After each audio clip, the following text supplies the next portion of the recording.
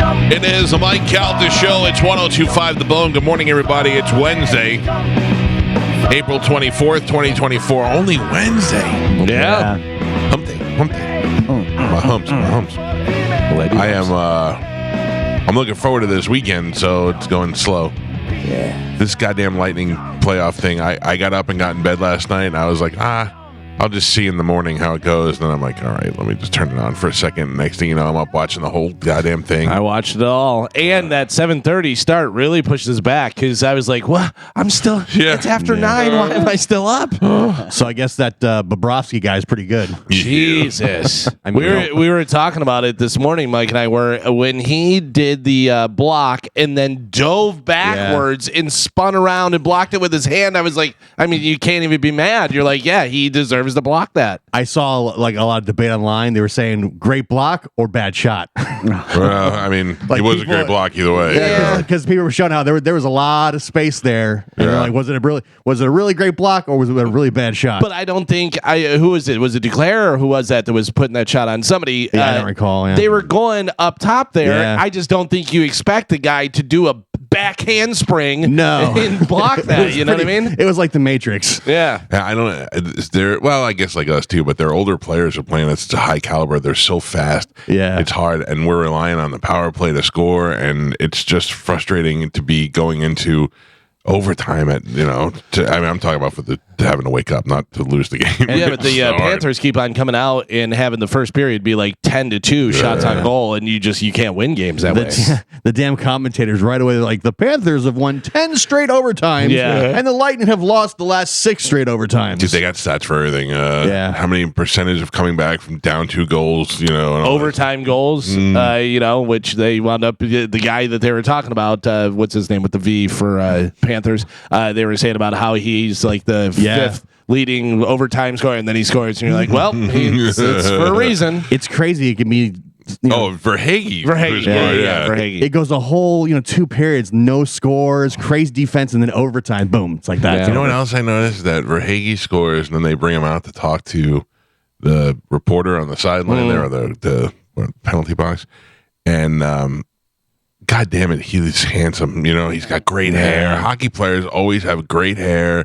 Even Messier, who is bald, he always had that thin, like a Spanish thin layer of putting green that always looked good. Yeah, and they all have no teeth, but they're still handsome as hell. Sexy as all. Yeah. It's funny. I would like to do that. That would be You got hockey hair. Yeah, well, thank you. I appreciate that. 'Cause I was just about to say I would like to do a game like that'd be a great game on a sports show. Whatever is put different people up and then have like regular people on the street that aren't necessarily sports fans and pick what do they play? Baseball, hockey. Yeah. You know what I mean? Because they have that look. Like hockey players have that look. Baseball players have that certain look to them. Pete's son's going to play hockey.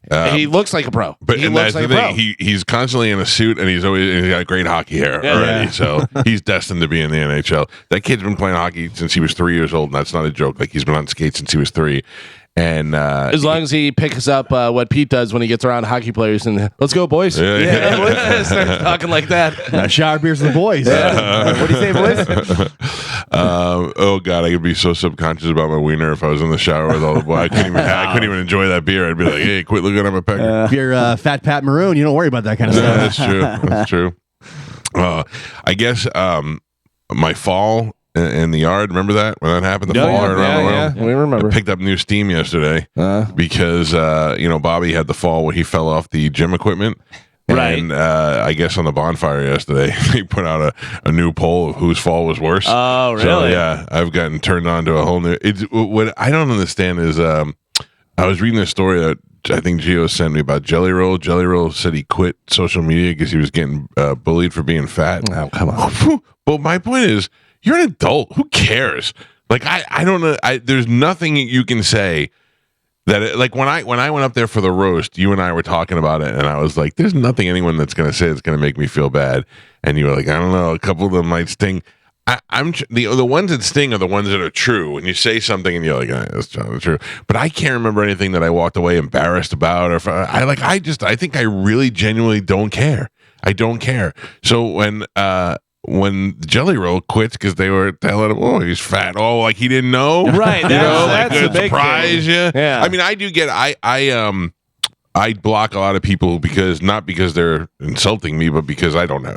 It's when you're on my Twitter and or whatever it is, Twitter, Facebook, and you go in there, and even if it's against Spanish sometimes or whatever, or Joe's where shut up. I'm here to have fun and read things and learn. The last thing I want is a complaining little Karen, guy or girl, telling me about something stupid. I love opinions. Hey, I think you guys did on the show.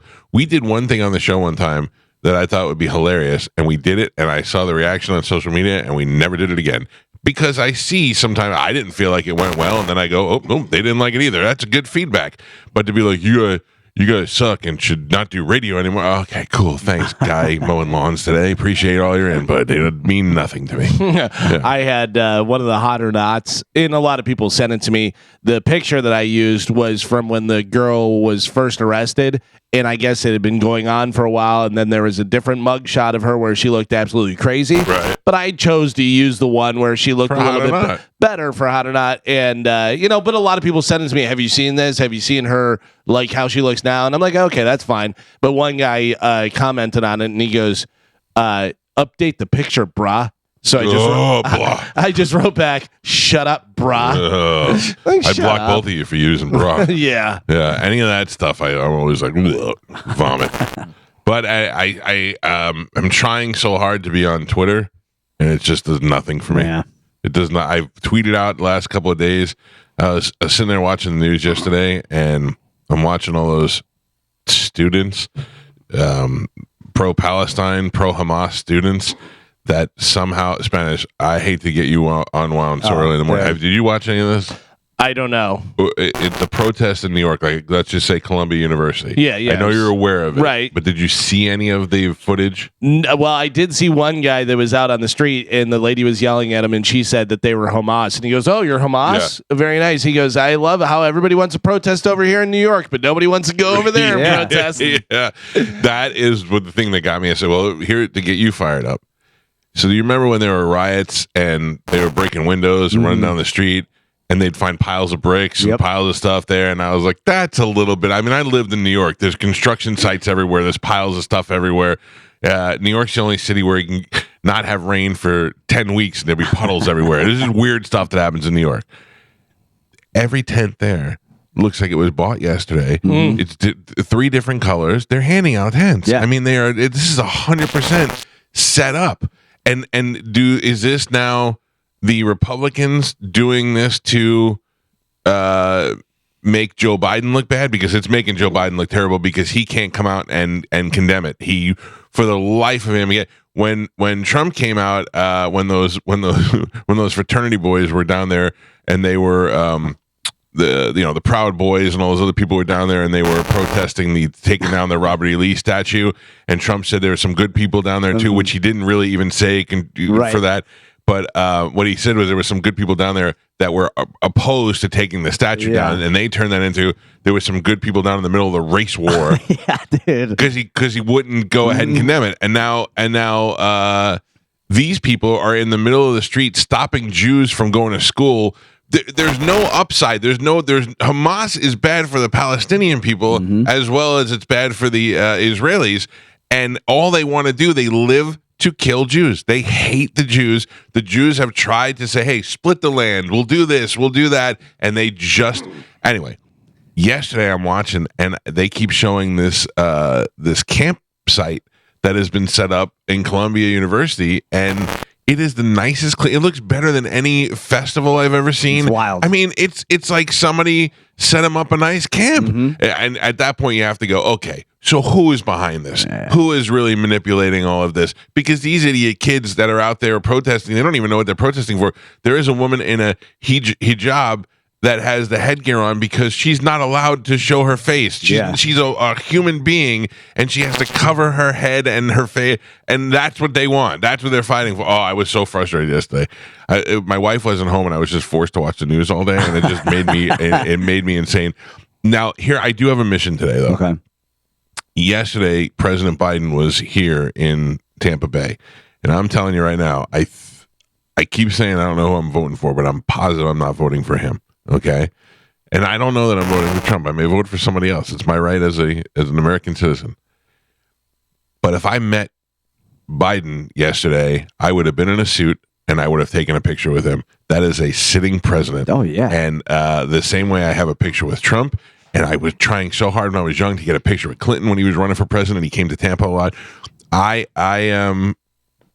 just have an appreciation for history and things like that. So I'm telling you right now, I absolutely would have taken a picture with President Biden. I would have shook his hand and been very nice to him, the same way we were when he was on the show. Which, keep in mind, when he was on the show, he was a candidate for vice president, not a guy I could nail with questions and stuff. But anyway, there was a guy yesterday. Did anybody watch this when they went live to the classroom?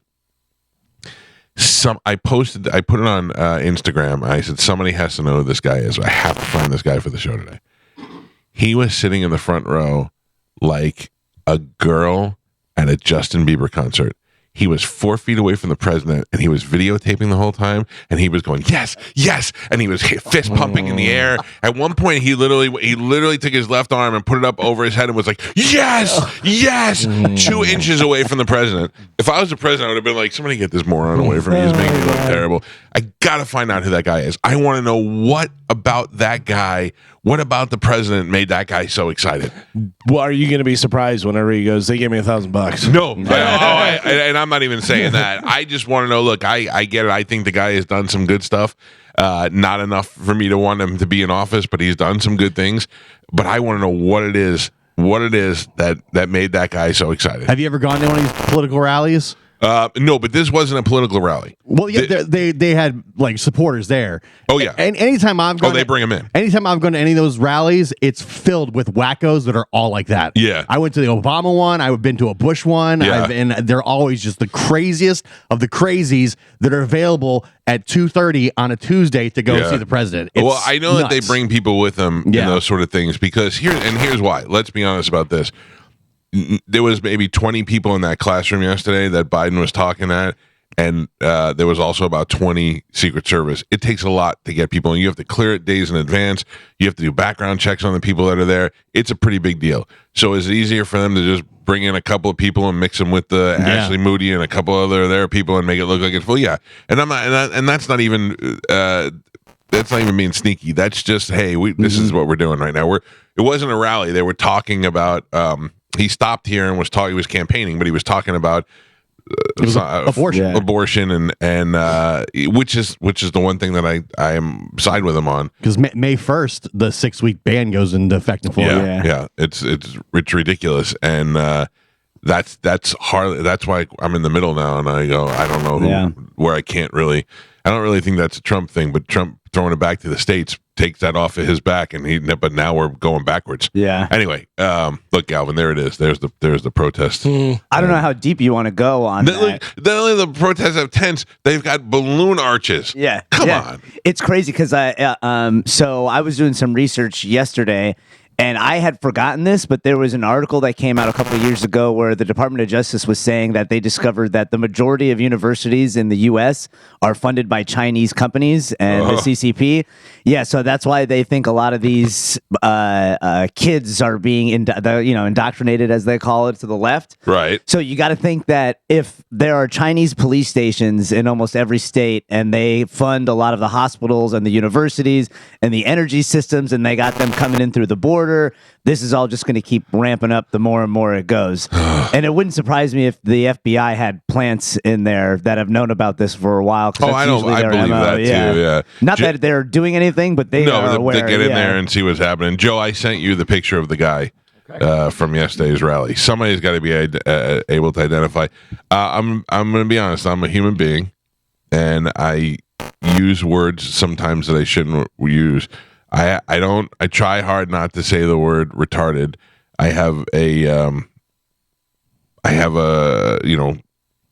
thing that I don't want to insult people who I never look at a person that has disabilities and call them retarded. Right. But it is hard to get that word out of my system. It's great to look at Spanish and go, you look retarded today. Thank you. But I understand that word is very hurtful, and I try my best not to say it. I always say to myself, don't say goddamn, don't say goddamn. And then 2 seconds later, I'm like, God damn it. There's things that are hard for me to get out. I have been an advocate for the LBGT community for a long time. I believe that people should be able to do whatever they want and love whoever they want. Nobody should be able to tell them what to do, and they should be protected. Their rights should be protected. I was good. Get married. You want to get married? You want to be miserable like everybody else? Get married. Do it. I don't care. I want everybody to be happy. I realize you only live here for a short amount of time. You should be able to be as happy as you want during that time. And if doing something like that is what makes you happy, you want to wear a dress and go read books to kids, go ahead. If my daughter came home and said some really weird lady in a dress with fake boobs read us a story today, I'd go, okay. How was it? Fun. Okay, good. That's all I care about. Yeah, but also whenever she says that a lady with a beard and fake boobs came in and went to the bathroom next to her, then it's a different story. Look, there's a difference between common sense and people's rights. You know what I mean? I draw the line of common sense. You want to wear a dress and have a beard? Oh, it's great. You can be a beard dress wearing lady. I don't care what you want to do. But when you start taking your wang out near my kid, that's common sense, right? But that's the big thing. You know? Look, I'm just going to be as honest as I can possibly be. But yesterday I was having withdrawals from using the F word, not the one with the U on it, the one with the A and the double G on it.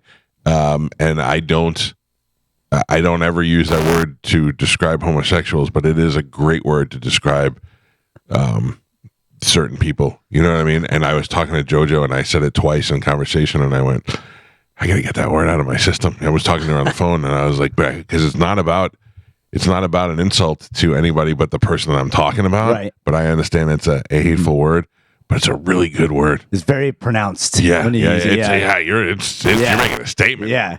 You know what I'm talking about when I say that guy. Oh. Jay Moore said it. Jay Moore goes, doesn't mean you're gay. It means you're from Jersey. It's totally different.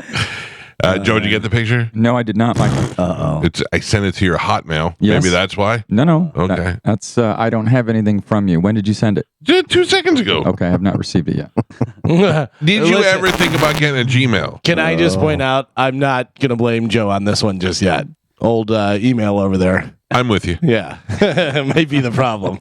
He sent him a picture of Don Felder. Do you think it's 50-50? Do you think it's maybe 60-40? I'll go 50-50 on this. But in this situation, I'm going to go a little bit more probably. Actually, I'm going to go 60-40 Mike. Well, here's the thing. Joe's awesome Hotmail is stored in my account. So when I do an email, I have to put his J-O and Joseph DeSanto comes up first. Right. So I basically am just doing a click. You know, so I did it again, Joe. Okay. I did it again. Let me know. Let me know, Luis. I'm looking. First refresh. Now, can I ask you this? Have you thought about a Gmail? No. Never. You're just like, I have Hotmail. Yeah, no. And that's good.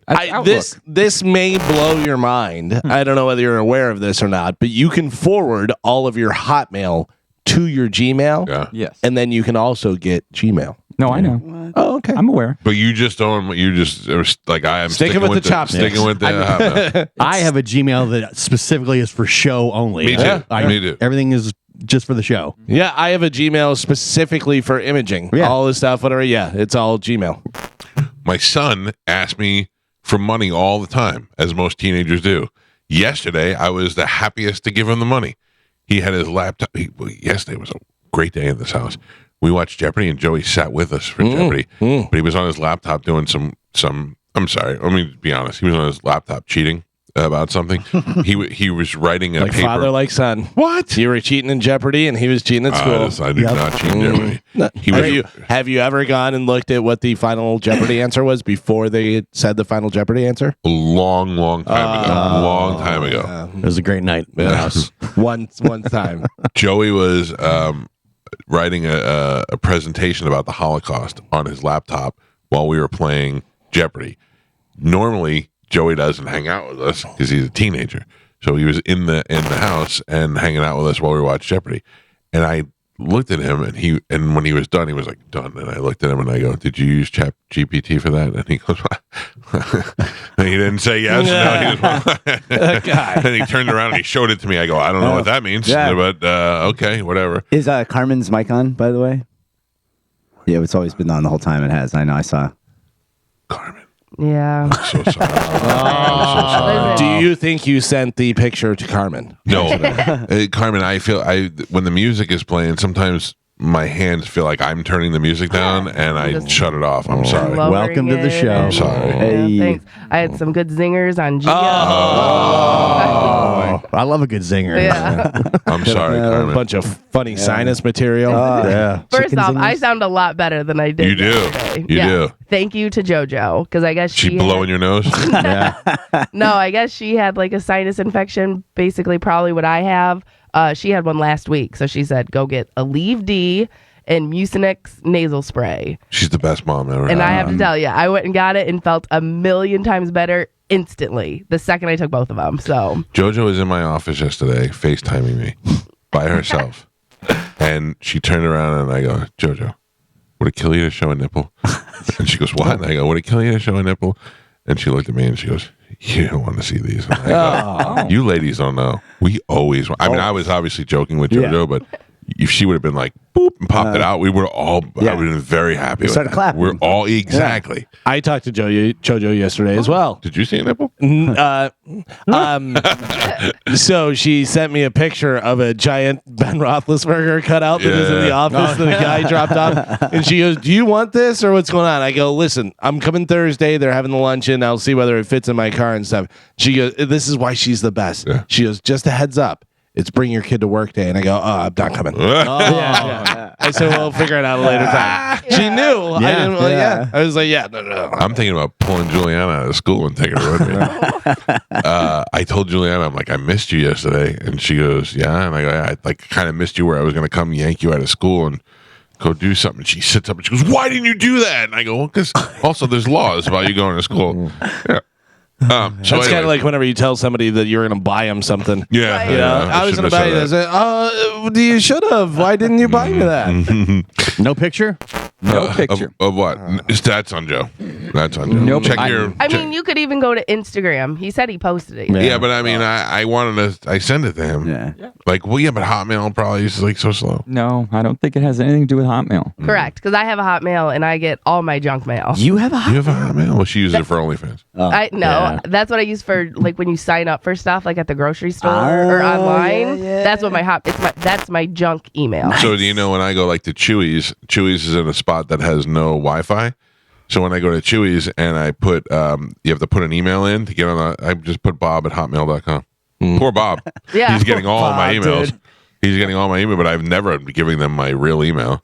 Right, but that's what my Hotmail's for. But then I also have like 6 different Gmails. The only place I actually use my real email for the Wi-Fi is Hooters. Because what's Hooters going to do? Send me coupons? Okay, I'm yeah. fine with that. Thank you. Yeah. Joe, I sent you an email with a picture attached, not the picture that Mike had, but I just want to see. Okay. Yeah. Saturday, my fraternity is having a Got it. meetup. Oh, Oh. got mine. No. He got my email already. So Galvin's in the picture. Joe got it Shut up. immediately. Yeah. Okay, hold on. I gotta do it again.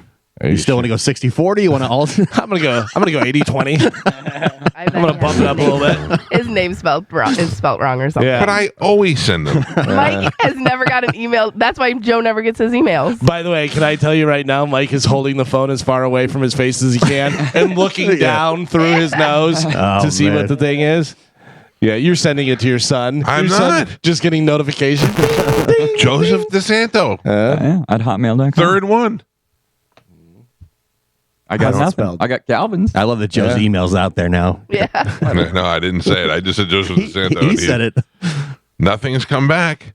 I'm not getting anything bounced back. I don't know what to say. You're the worst. What did I do? Okay, hold on. One of them did bounce back, but one of the 3 that I've sent you. I will tell you this. I apologize. I did not send it to his Hotmail. Oh, Where'd you send it? I sent it to his other account, his work account. Right? Didn't I? Yeah. Yeah. I mean- So that's the one I sent it to. Huh. So that's Galvin has integrity. different. Interesting. Is integrity. Interesting. 30 minutes now to get this picture up. So last night, Joey was on his laptop. We watched Jeopardy. Wait till you see the zombie that won Jeopardy last night. This guy is if ever there was a need for facial hair, this guy's got it. His hairline starts here. Oh no! But he's got long hair, and it's all a big white face. It's just he's a really horrendous looking dude. I love it. But Juliana brought out a football, and she's like, "Throw me the football." And I'm throwing her the football. We're playing catch in the living room. Then all of a sudden, a volleyball comes out, and she's like, "Hit the volleyball." Now we're playing volleyball in the living room. Just so everybody's clear, anytime you throw a ball in the house, what is the first thing you think of? Don't play ball in the house. Yeah, Mom always said, "Don't play ball in the house." Yeah. So now Juliana's got the volleyball. Me and Joey are now throwing the ball back and forth to each other in the living room. Then Amanda comes in to yell at us and tell us to stop, and I whip the volleyball at her. So now we have a 4-way volleyball football thing going on in my house for 40 minutes. 40 minutes. I didn't go to bed until the end of the hockey game last night because we were playing ball in the house, the four of us, like a dodgeball.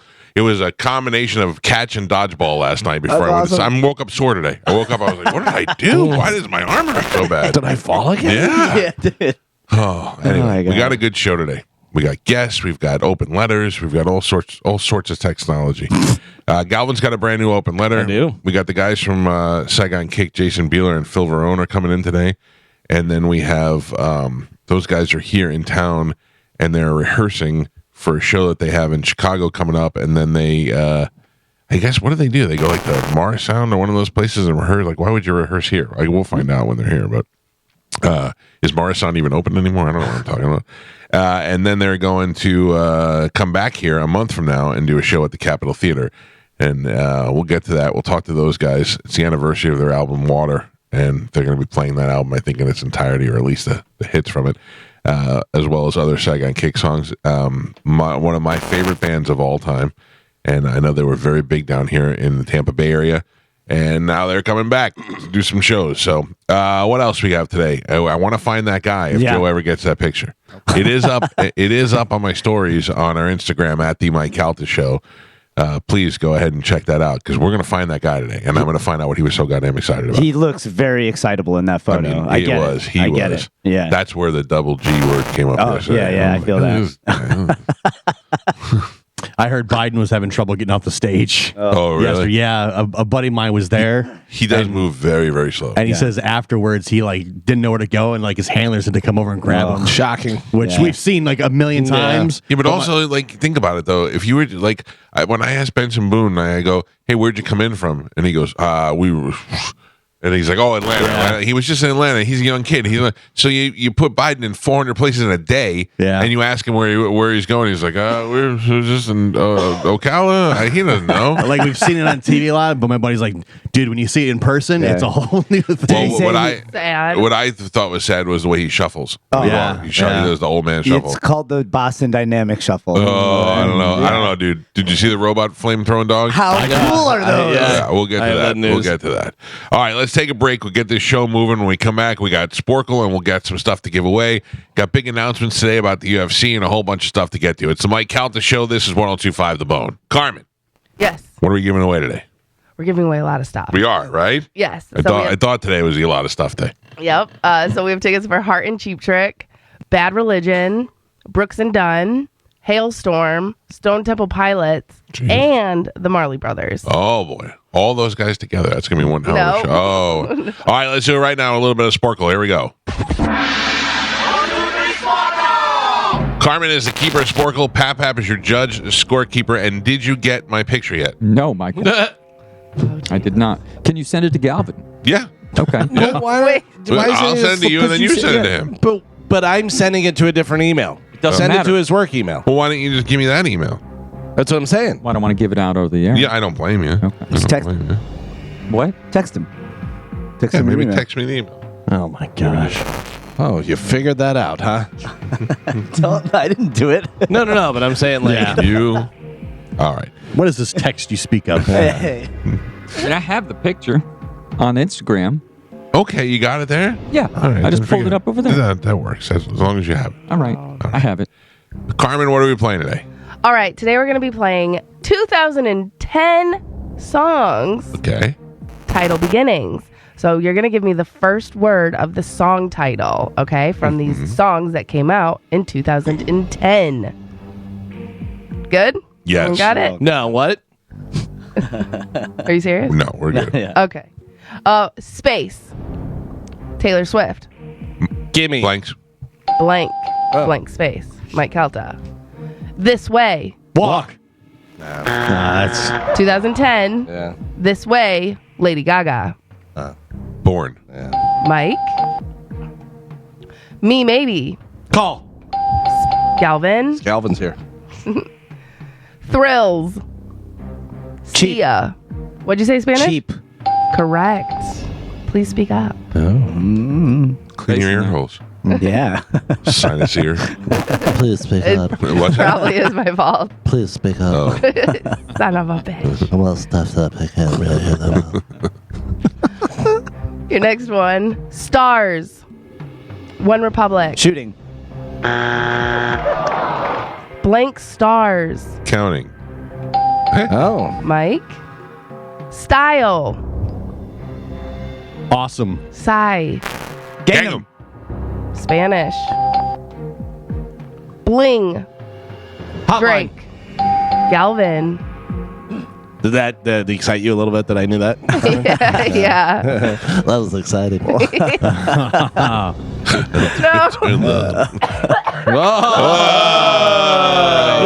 Did I hear it? Put it right on the board there. Yeah. Can't make me laugh. Okay. Kind of what I'm supposed to do, but Of Hearts. Queen. Christina Perry. Blank of Hearts. Song. Dinner. Heart. Jar of Hearts. Oh. Gross. Hannibal Lecter. Are Moving. Megan Trainor. Blank are moving. Legs. Thighs. Oh, Hell yeah. Rude. So I'm moving. I thought she was the fat girl. She is. she is. Lips. Lips are moving. Yeah, she was eating. Out of Heaven. Fall. Bruno Mars. Locked out. Of. No. Out of Heaven. I will give it to you. Is locked. Oh, so We have now done we do this. it. He- Yeah, we we do it whenever Mike does it. No. No. What is it? What is the name? What did you say? I said out, of heaven. Yeah, so I just said locked out. You're supposed to give And it he only needed locked. Yeah, that's it. I'm giving it I know. to I'm you. not. I'm not arguing with you. If we I'm get just- close, we get the point. That wasn't close. That was exactly right. Locked. But it's She locked. said at the beginning Yeah, of the game, locked out one of word. heaven. The one word. Right. I gave the one word. I get You also- bonus. you I get gave you a 2 bonus. words. I should get more points. 2 words. If we get close, I like that. Point, Michael. Point Mike. All right. Me feel. Make. Spanish. Like Jagger. Moose. Spanish. That was. Wait, what? You now. Love. Lady Antebellum. Blank. Need. Yes. Yes. You only said it twice. You said it twice. She didn't hear it because people were talking while I was saying stuff. Correct. Tears left to cry. No. Spanish. And Pap, we're halfway there. Gio is not on the board.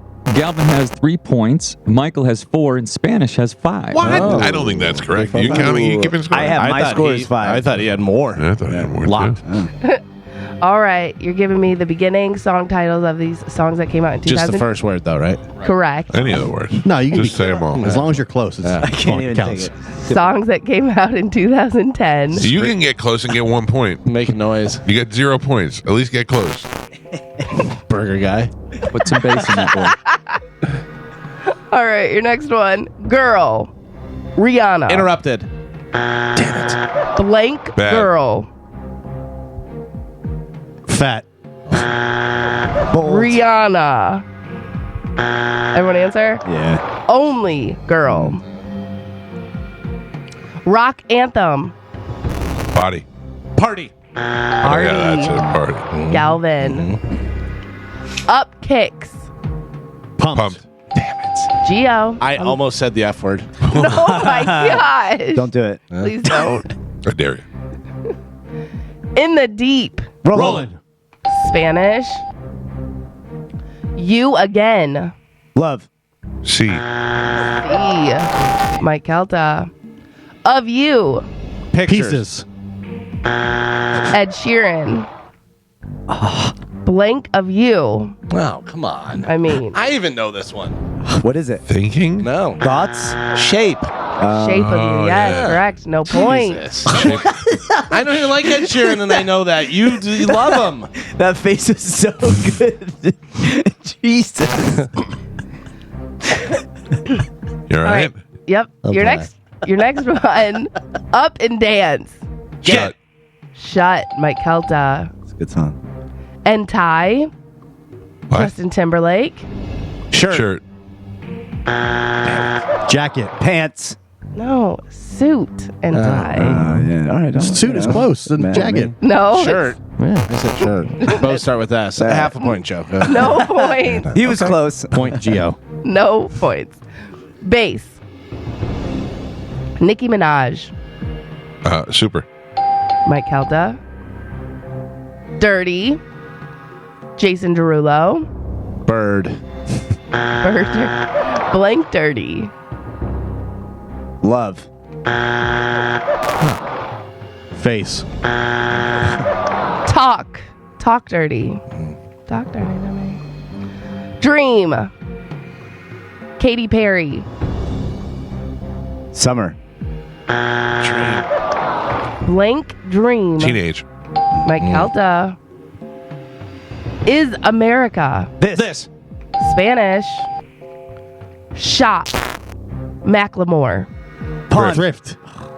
Thrift is correct. Pap Pap. Geo. Oh, there's no way in the world. Gio gets the point. Oh, All my right. God. It's the judge. That's What- fine. I'm not arguing. Whatever. Thurman. Uma. Mike Calta. Yeah. What did you say? Munson. That's what I almost said. And Pap Pap. We're on last 3. Geo has 2 points. Good. Galvin doubling that with 4. Yeah. Spanish has 7, and Michael is your leader right now. He's winning with 9. Ooh. Come back out. Doesn't feel right. Ed Sheeran. You're giving me the beginning song titles of these songs from 2010. Last 3. Here we go. Funk. Mark Ronson. Blank Funk. Real. Hella. Tip of my tongue. Yeah. Gotta. Uptown. Ah. Last 2. Me Up. Pump. Avicii. Blank Me Up. Hit. Jack. Jack me up. Pump. Wake Me Up. And your last Go. and your last one. From Home. Far. Call. Work. Correct? Shut up. Yeah, Work From Home. Fifth Harmony. Oh. Hell yeah. They're my favorite band. Your final score, Geo with 2 points, Galvin with 4, Spanish had 7, and Michael is your triumphant champion today. He won with 10. What is that? 3 in a row? That is 1 in a row. Oh. I thought for sure. What are the year totals? Michael, the year totals, Include today. including today, Geo is in 4th place with 4 wins for the year. I 6. am in 3rd with 8 wins for the year. Galvin is in 2nd with 24 wins for the year. Michael, you are leading with 39 wins for the year. Fantastic. Galvin, what do we have coming up in news? Coming up in news today, I want to break free. I want to break free. Really annoyed and hot for teacher. Surprisingly, no one's called me about the national anthem. That's not. I thought they would be like, hey, we need you tomorrow. Right. Especially Lightning in the playoffs. We're coming home. Yeah. We need some luck. Are they emailing Joe? Maybe. Maybe that's the case. By the way, did you see that the Panthers had a different person singing? Oh, no, I didn't see that. Yeah, it was a guy that was much, much better this time. Yeah. She got the oof. Somebody got demoted. Hey, I'm on hold for Sporle. That was like a half hour ago, sir. I'm sorry. You lost. Oh, boy. Yes. Did you pick a line? I did. Oh, okay. Yeah. I got It it. wasn't him. All right. No, it was not him. All right. Ladies and gentlemen, it is time to check in with Galvin. He has today's news. And now, news with Galvin on the Mike Calta Show. What do we have in news today, Galvin? Today's news is brought to you by Pelt Shoes. If you need some shoes, get into Pelts. They have 6 locations throughout Pinellas. What? Shoes. If you need some shoes. Get into Pelts. They have 6 locations throughout Pinellas, Sarasota, and Fort Myers. If you're looking for some pickleball shoes, they've got all the different brands there for you. They've got the Skechers, New Balance, K-Swiss, Asics, but they have more than just pickleball shoes. They have athletic shoes, walking, running shoes. They've got boots. They've got heels. They've got beach shoes. So whatever you're looking for, they have them right there. And the good news is they have them in stock and ready to go for you. You don't have to wait around for them. You don't have to wonder whether you're going to get the proper size. No, they have it all right there. They're ready to go. So stop into a Pelts today and make sure you tell them Galvin from the Mike Calta Show sent you. There you go. The Senate passed legislation yesterday that would force TikTok's China-based parent company to sell the social media platform under the threat of ban, a contentious move by U.S. lawmakers that's expected to face legal challenges and disrupt the lives of content creators who rely on the short-form video app for income. The TikTok legislation was included as part of a larger $95 billion package that provides foreign aid to Ukraine and Israel and was passed 79-18. Well, slippy-doo. Put it right in there, didn't they? It now goes to President Joe Biden, who said in a statement immediately after passage that he will sign it today. Great. It's no joke. Get it passed through the middle of the night, have a bunch of stuff in there that nobody was able to read, and then give a bunch of money to everybody I was else. dead against it, so I had 1.7 million views on my wife's Stanley Cup video on TikTok. Now I'm like, oh, what's up, TikTok? Yeah. Come on now. I mean, monetize. This is like one of those social media bans that they're trying to do in states where it's going to be impossible to enforce. How are they going to? It's ridiculous. I mean, I like the idea of them saying that they have to sell it to an American company and all that stuff, but it's never going to happen. But I mean, that's like there's I also so think, many. I don't know. Nobody cares. That's Just the thing. One of the things. Yeah. One of the things for them to say, It's ridiculous. How would you ever enforce it? Right. Do you block it off the internet? Yeah. I don't. It makes no sense. like China. Yeah. yeah. Just block it. I Like, guess. why aren't we talking about the Chinese presidents? Like, why is that just let go? You know? I was looking, so we're sending $95 billion, and then I saw where was the UK is sending like 600 million or something, and I'm like, we sent so much more. We're sending so much more. But I saw a thing the other day, a video of a Russian guy who was comparing armies in the U.S. Army to other. He goes, oh my God. He goes, look at they have so much more than the next 10 combined. It was showing like a graph chart when we were like way out here, and then all these other ones had like this little stuff. It's like, You know what I say that? USA. USA. USA. Carmen, though. I'm saying, don't mess with us. Don't touch our boats. But Don't like mess with how Texas. much more we're giving, how much more we have, so. But what I love is like, we say we're giving Ukraine money, yeah, but yeah. we're just funneling it back over here for yeah. military contracts. Yeah, do a little shell game over here.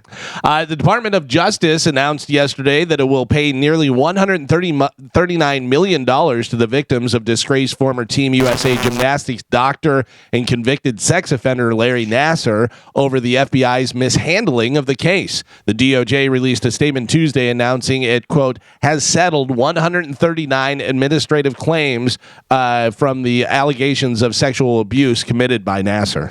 I'm being dead serious about this all the time. I've said this before. My son, all the way up to he was in high school football, would come home and I go, "Hey, how was football?" Good. And I go, "Anybody touch your wiener today?" I made it almost like a joke so that if anything ever happened, they wouldn't be afraid to say anything. Because sometimes when they molest these kids, they tell them, especially when they're little, if you tell anybody, I'm going to kill your parents. Sure, yeah. And they scare the kids. So I'm constantly talking to my daughter. Well, constantly, and we're eating dinner, and I'm like, "Hey, if anybody molests you," no, but I'm constantly bringing up to her in situations that if she's at school, if there's somebody at volleyball, if there's something.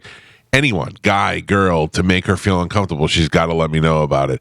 Because think of how many girls this guy touched and got away with it for so long. Yeah. I mean, the ones that settled are probably a fraction of what he actually touched. And they said he did stuff with family members in the room. Yeah, because you don't know when you're but you don't know if like I don't know. Yeah, if I bring under my daughter a gown or doing whatever, you don't know. Or just like if you're like, well, the doctor has to check. Right. I guess. I don't know, because it doesn't necessarily mean that he's doing stuff that is overtly sexual, but he could be doing stuff that's good for him, that's pleasuring him, right? And he and I don't know.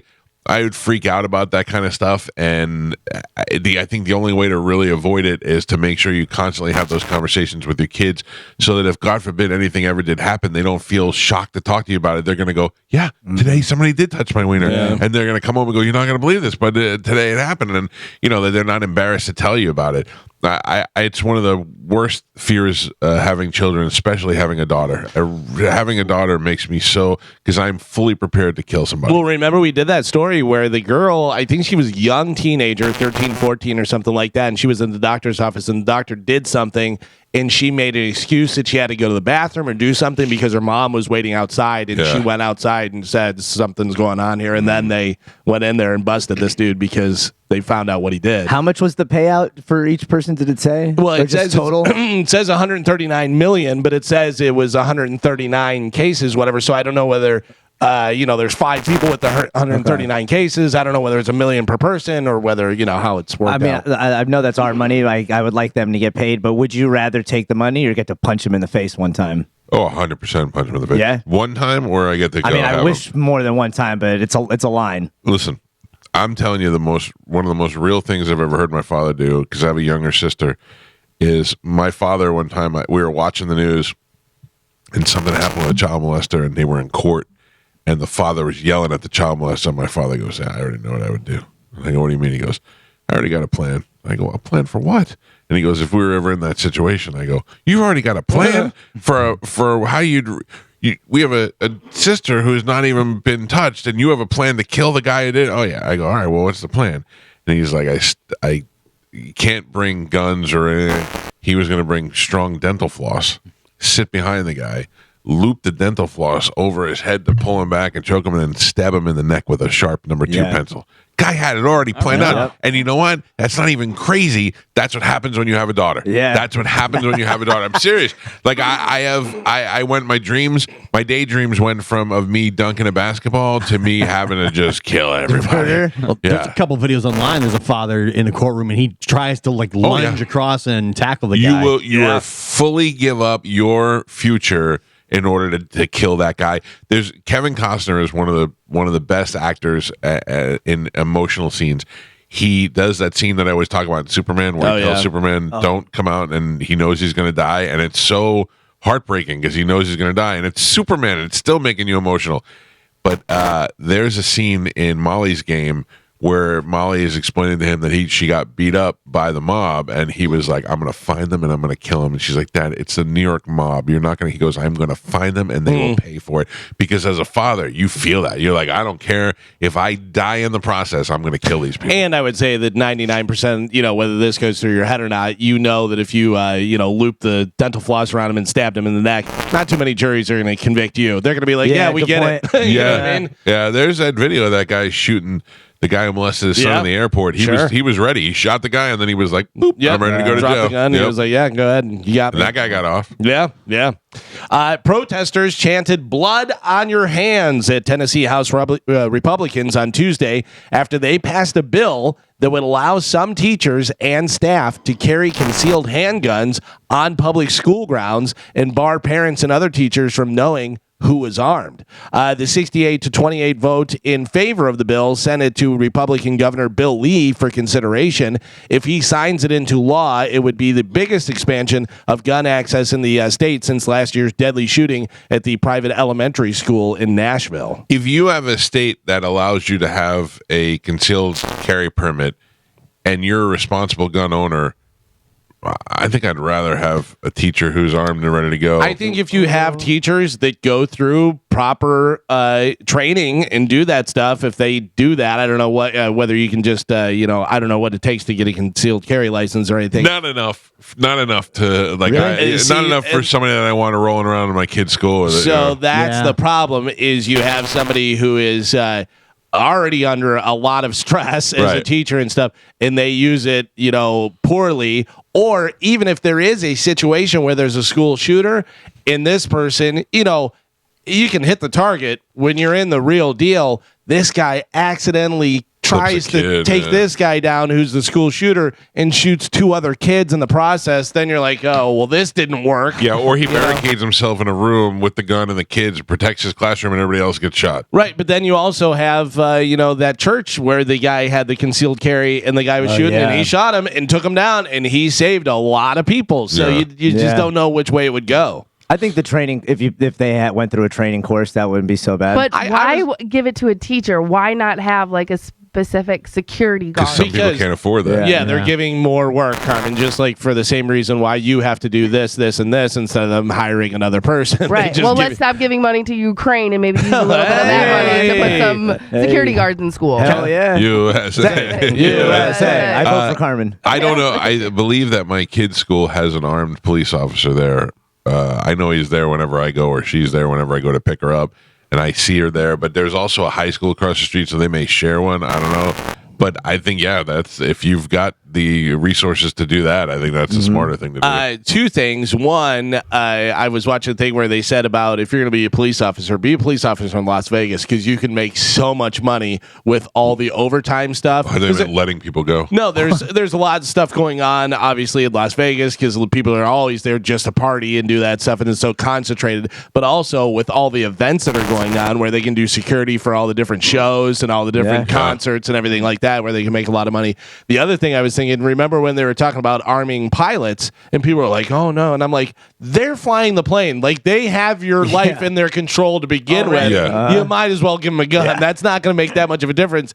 It'll help more than it will hurt, for sure. Would any of you be opposed to having an AI driven robot that would 100%. Defend a school? 100%. I don't want AI. You're against it? I'm against it. You're against having like a Boston Dynamic robot at a school? At this point, we're not there yet. Well, they got some pretty advanced AI programs. But we're not there yet, I don't think. Yeah, we have Teslas driving people off cliffs and stuff. No, I don't mean Tesla. I mean like it would be like a license from the government, Department of Justice robot that would be given to schools. So what about the kid that decides he's going to do graffiti on the wall and the robot's like, you can't do graffiti. And just crushes his skull. You. Yeah. I don't think we're there yet. Or one of the kids hacks into the robot. And that the would robot, be more scary. You know, I mean, that's a possibility.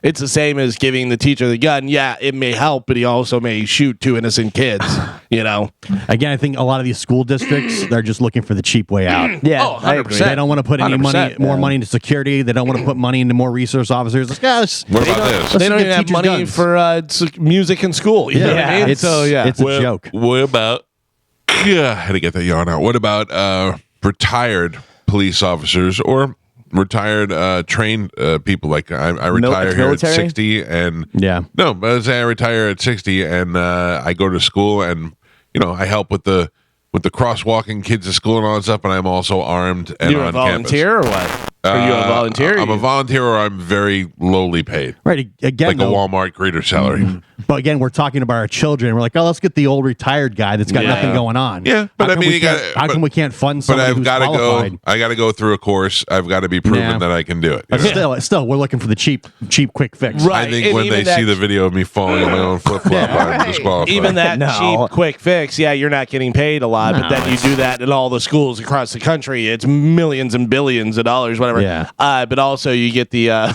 old crotchety guy who goes through the course and stuff, and then one day he's like, pull up your goddamn pants, and pulls his gun out. Well, think about the guy, ridiculous. the old retired cop that shot the guy at the movie theater. Yeah. You know what I mean? Went out to his car, got a gun, went Came back, and still shot him. And that was a retired police officer. He got off too. They not guilty. That's wild. I don't know that. I don't know that we know all the information. There was he threw popcorn at him and then he shot him. I heard there was some more threats there. But the whole thing of it, the big crutch him in that leaving. is him walking out to his car, getting the gun, coming back. Because you could have walked out of your car and said, all right, I'm out of here. I'm a cop. I know this is not smart to do. Let me get out of here. But he paid for the movie. Yeah. Right. It's wild.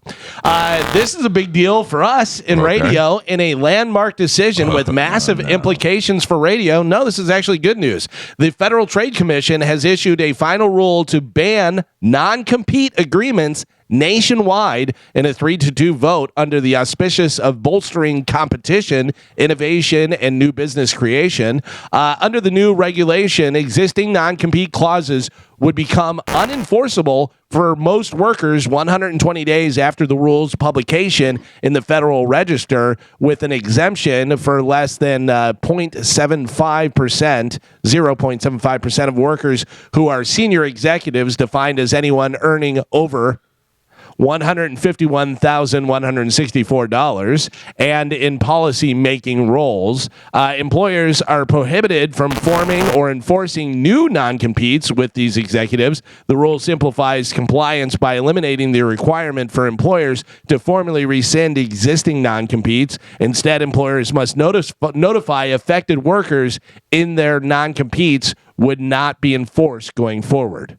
So even if you have a non-compete now, it would not be enforced going forward after 120 days once this is published and stuff. Yeah. So, but you have to make that amount. No, that's for ones that wouldn't get that. Senior executive defined as anyone earning over the 151,000 and in So policy making roles. Yes. They're non-compete sticks. Right. Yes. Okay. They would have it, but if you're a CEO of a company or somebody, right. But if you're like we are, you're on air or something like that, where you have a non-compete, that would no longer be enforceable. In that way, what that does for people who don't know what non-compete, like for in radio, is if something happened here or somebody offered us a bunch of more money at a different company here in Tampa, we could go and do that if we wanted to. Yeah, I mean, so when my contract was up, I got offers from other companies, and I would have to sit out for a certain amount of time before I can go work there, which is fine. This doesn't affect. I saw this yesterday. This doesn't affect me either, because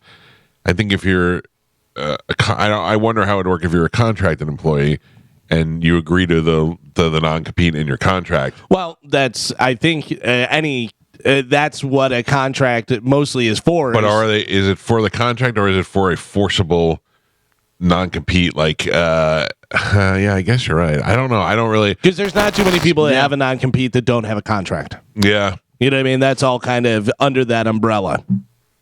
I'm telling you right now, when my contract's up here, if they don't offer me a good contract, I think it's just done. You're retiring? What's that? You're going to retire? No, I don't. After this one? I don't know. I'm not really seriously talking about retiring. Like, I'm only 52 years old. But what I'm saying is, if they came to me and were like playing games and didn't want to give me a contract like they, played before, which I don't think is going to happen. Yeah, I don't think so. I would go, okay, I don't know. I'm done. Yeah. I'm like, I don't even care anymore. It's not about money. It's about convenience and finishing out the term. You know what I mean? I'm here now. I've been fortunate enough to be in my home market, to be married to this market my whole career. Some people call that some people make fun of me like as a negative. That's the best thing a radio guy can hope for, to be able to be in one market for his whole career. So, and a good market, a big market at that. I'm very happy saying now, I hope I can ride this job out until I don't want to do it anymore. Right. That'd be it. Right here at this very radio station. Yeah. Unless Jason leaves, then I'm done. The last thing they want to have happen is say, all right, well, we've had enough of this guy, Peyton Manning, and then he goes to another team and wins the Super Bowl. Yeah. That's always... That would be one thing. Yeah. If they came to me afterward and said, I know you're number one, but we don't want you anymore, I'd be like, well, okay, well, now you have to pay. Yeah. Get ready, Beasley. I'm coming over. The Lightning will head home facing a 2-0 series deficit following a 3-2 overtime loss to the Panthers in Game 2 last night. Down by 2 through 20 minutes, the Bolts showed some resiliency and erased Florida's lead with a pair of goals from Braden Point and Steven Stamkos less than 5 minutes apart early in the second period. After a scoreless third period, Carter Verhaeghe delivered the game winner for the Panthers at 2:59 of overtime. The series now shifts here to Tampa for Game 3 tomorrow night at 7 p.m., which you can listen to right here on The Bone. Yeah, exciting. There's nothing like playoff hockey Except when you're winning, it's a little bit better. Yeah, when you're losing, much better. When Borowski, you son of a bitch. He's really good. He's really Matrix moves. What a bastard. Yeah, that was rough. I don't know what's going on with. It's allergies. Oh, what's wrong? no. You got Carmen stuff. I'm making fun of Carmen, That's and what now you I get. got it. Yeah. Yeah. No, with the news. How about this? A female DoorDash driver claims she was penalized by the company for refusing to drop off an order because why? Why did she not want to drop the order off? What was making her say, Sketchy neighborhood? sketchy neighborhood? I don't want to drive over there and get my car jacked. She want or to walk something. up the stairs. The elevator was broke. Oh, fatty 2x4. That's the thing. If I had to deliver, I watched the guys deliver water to my house the other day, and I thought there's no way. Walking all the way up the driveway with it and stuff. Yeah. Never. Her ex-boyfriend's house. Ex-boyfriend's house. We have a bad relationship. Yep. I don't know what's going to happen if he, gets the wrong tacos or something. She refused. She was a DoorDash driver. She was penalized because she refused to drop off an order to a male nudist. I'm on her side. Yeah, I get it. We'll leave it at the door. How did she know? Is it in his app or like profile? He might have done it before. Yeah. Hey, good to see you. Feast your eyes. That happened to me when I was a kid. I worked at Domino's Pizza, and I was only like 14 years old. But there was a motel next door, and they were like, "Hey, can you run this over to the motel?" I was like, "Oh yeah, sure." I'll get a tip. I was so excited, and I walked it over, and it was a guy and a girl, and the guy, it was a full-grown man, and he was naked, and so was the girl. Yeah. The girl was on the bed naked, and the guy answered his big dong hanging out. And I was like, "Hey, everybody!" Was like, "Oh, thanks, dude." Where's Good my pizza. pie? Didn't make any.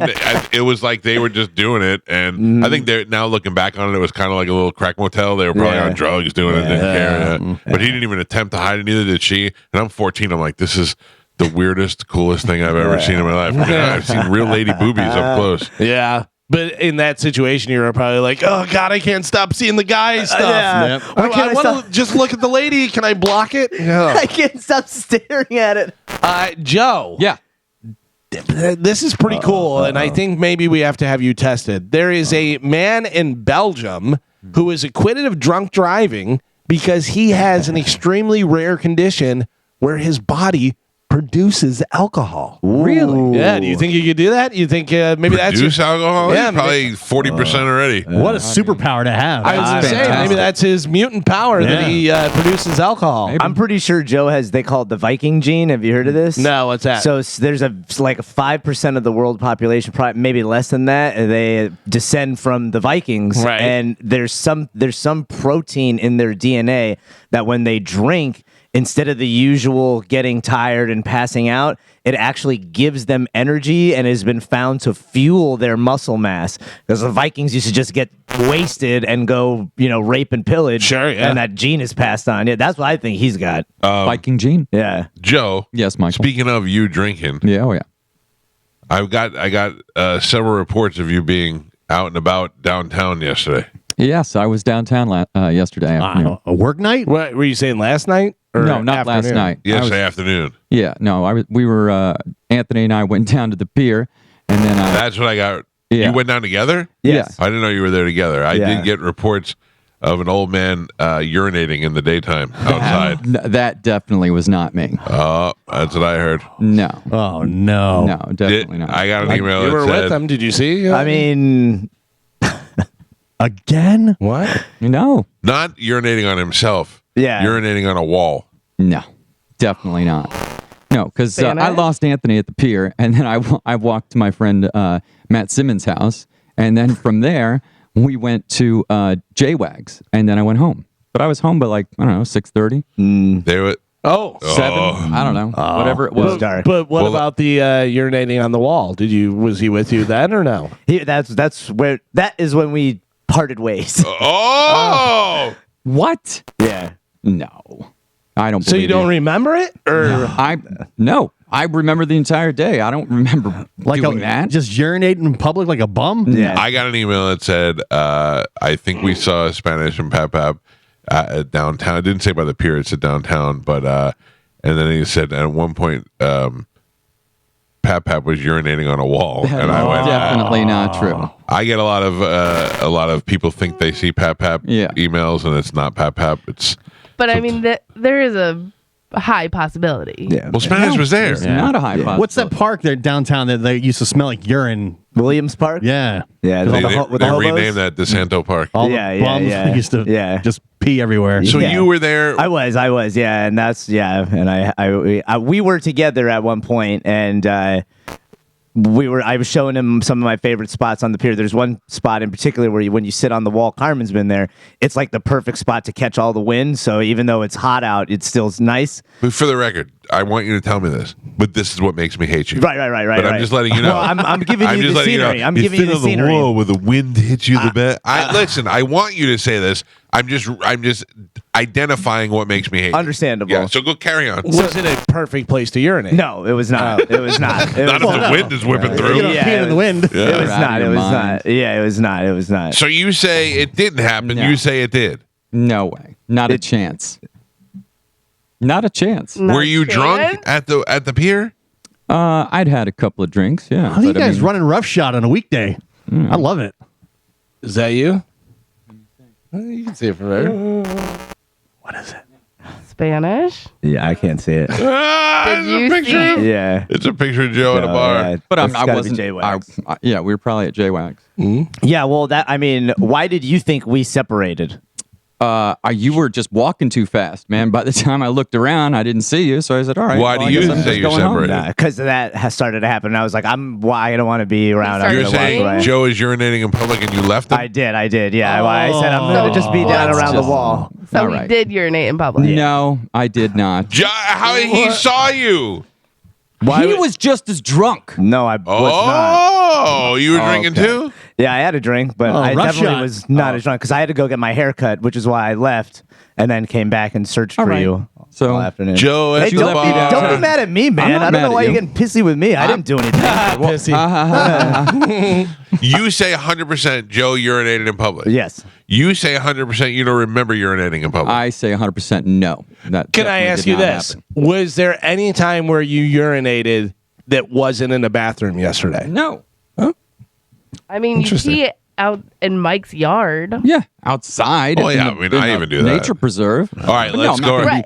gonna be, waving my willy around downtown. Does J-Wags not have a bathroom? Of course they do, and I used it when I J-Wags was more there. like D-Wags. Nah. All right, let's go around the room. Carmen, do you believe Spanish or Joe? Spanish.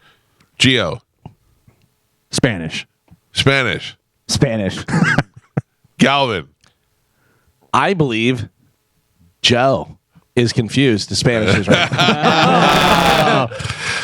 my vote doesn't count. Joe. Oh, yeah. You got to vote. Got to vote. Got to vote. If I had a vote, I would stick by Joe. I mean, Oh. he's my man. Okay. All right, Michael. So it I wouldn't happened. stick too close. You might get wet. All right, let's sing it together. Joe at the bar is a friend of mine. On the wall, he likes to pee. No, Joe, don't put that out there. No, I it's was not- out there. It's out there. It's not out there. People saw you. I got an email from somebody, and then Spanish backed it up. I don't got believe pictures of you in the bar. Yeah, I was definitely at a bar, but I Okay. wasn't acting like that. Well, you were already done. You peed outside. You had the decency to pee outside. Well, I mean, that does. usually you would go in a bathroom when you're downtown, and there's bathrooms at every single bar that we were at. But if you're on the pier, was it on the pier? It was on the pier, yeah. So you're out on the bathrooms pier. all over the place. There. I don't know. I know. I don't go to the pier. You say that you saw that, and that's why you're like, I got to get away from this. Yes. That's a big deal, Joe. Okay. Where's this wall? Like on the pier? Yeah, it's like, Were there people around? yes. Children, families? I You don't want say to say. people? yeah. People. Yeah, there were people around. That's why I was like, I'm gonna go around the wall because when you walk down the pier, there's like a wall that's like a little enclave underneath. That I was like, all right, it's 20 feet away. I'm just gonna go over there. I'll wait for you. And then he disappeared, and I didn't see him until later that night. After I got some photos of Joe no. at the bar. Denial. I deny it. Denial is I smart. deny. You deny, but the no way. truth is Spanish. The Spanish wouldn't lie. No, I mean, not about His that. kidneys are weak and he's dribbling after a glass of beer. Interesting. Wow. Yeah. Interesting. I don't 'cause we know were if Joe looking is for you. denying or he doesn't remember. He doesn't which remember. Both are one is worse than the other. But do you remember us talking to you that night when you finally got home? Yeah. What did you talk about? The wall? No. Joe, tell me what you talked about if you remember talking. I was talking to Christy. I didn't talk to him when I got home. I was standing next to her. I know you were. I wasn't talking to you. I was talking to her. Peeing again, JD? I tend to believe Spanish on this one, Joe. All right. I literally walked around downtown from 1 p.m. until 6 looking for you. Looking for him. Oh. Yeah. 1 p.m. Yeah. It's 5 hours if my math is right. When I thought you had to get a haircut. Yeah, I did. I left to get a haircut and then I came back to continue looking for you. Okay. Do you remember banging on Sugar Pants' place of employment's window and talking to the police? Oh. Yes. Talking to the police? The police, yeah. Yeah. What is going on? Yeah. You just don't I do remember remember urinating in public. Definitely not. But absolutely, I remember that. What were we talking to the police about? I wasn't there. Urinating in public? Yeah, I don't know. But yeah. We have reports of a guy with a puke hat on. Yeah.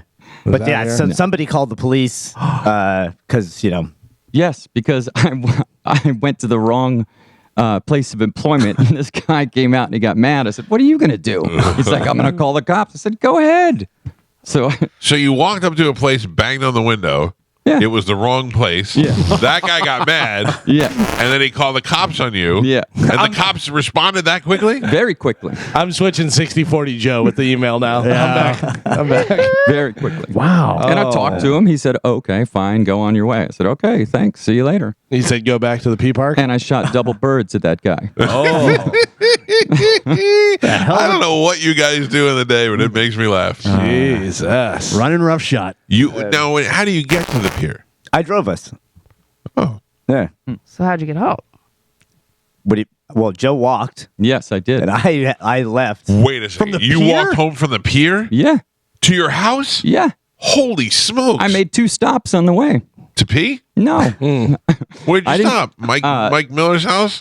I went to my friend Matt Simmons' house. Oh. He lives like right around the corner, so I just went over there. Was hung that out with him before for or a while. after you encountered law enforcement? It was after I encountered law enforcement. But we went to J-Wags after that. Is that before or after you peed in public? I was not wasted. I'd had a couple of drinks. Then this is early onset Alzheimer's. Yeah. No. I mean, maybe. Yeah.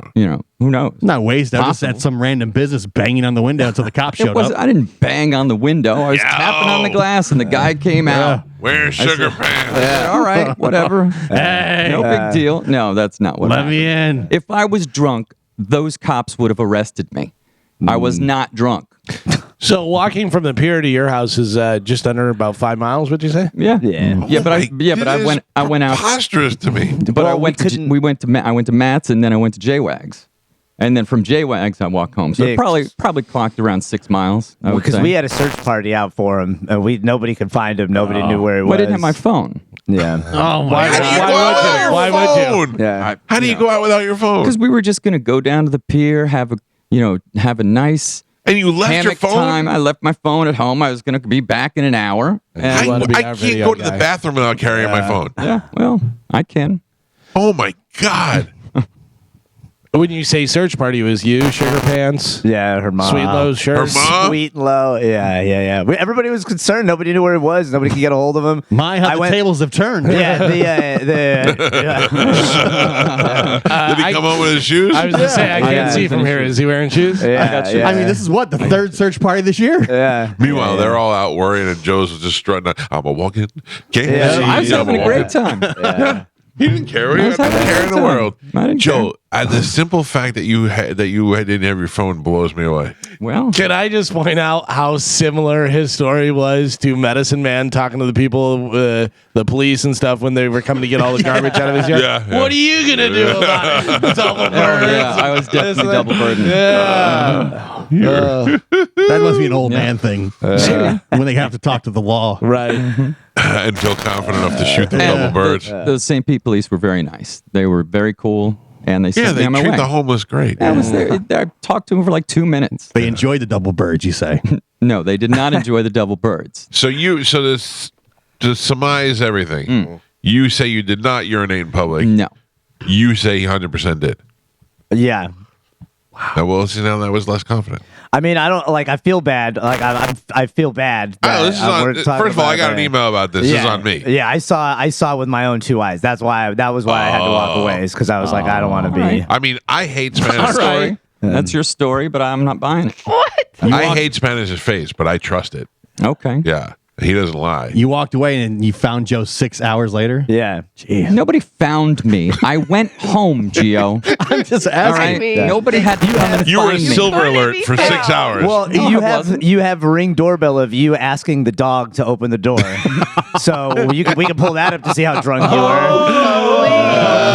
We need this video. Mr. Jenkins. Open the door. Oh my God. All right.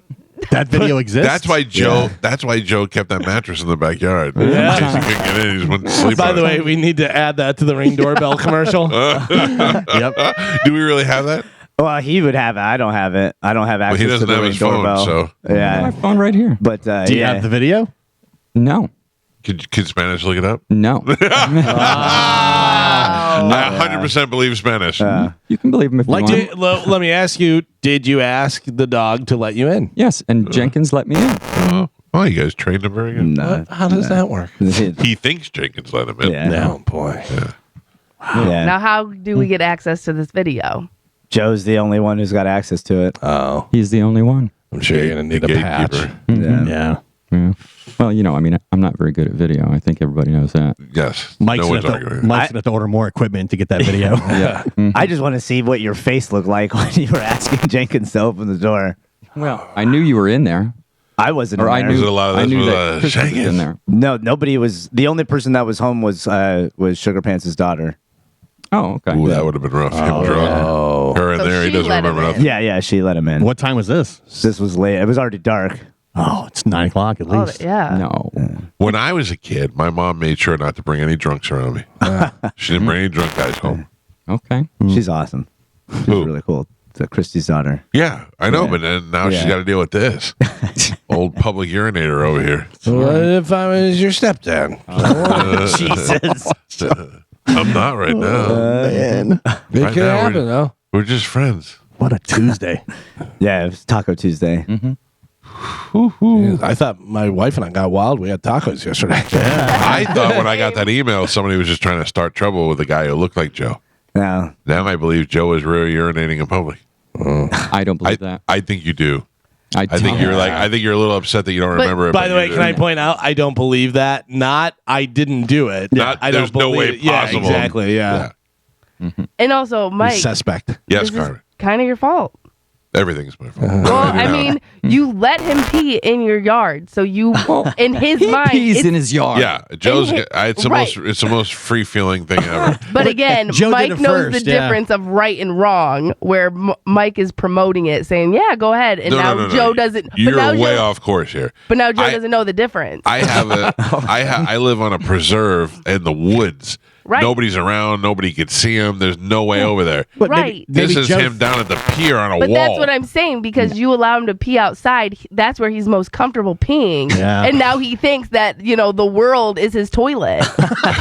The world is my And toilet. it's kind of your fault. The world is his toilet. Is it possible Joe thought he was on the preserve? He was at Mike's house. Maybe. Maybe.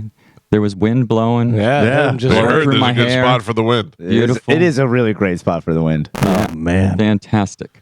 You said if you sit right here in this one spot on the wall, the wind comes. Oh, I'd It's kick, magic, I'd push you man. right in the water. It's pure magic on a hot day. By the way, available now. I think it's available everywhere. You can buy records. Is Panio Psycho with "The World Is My Toilet."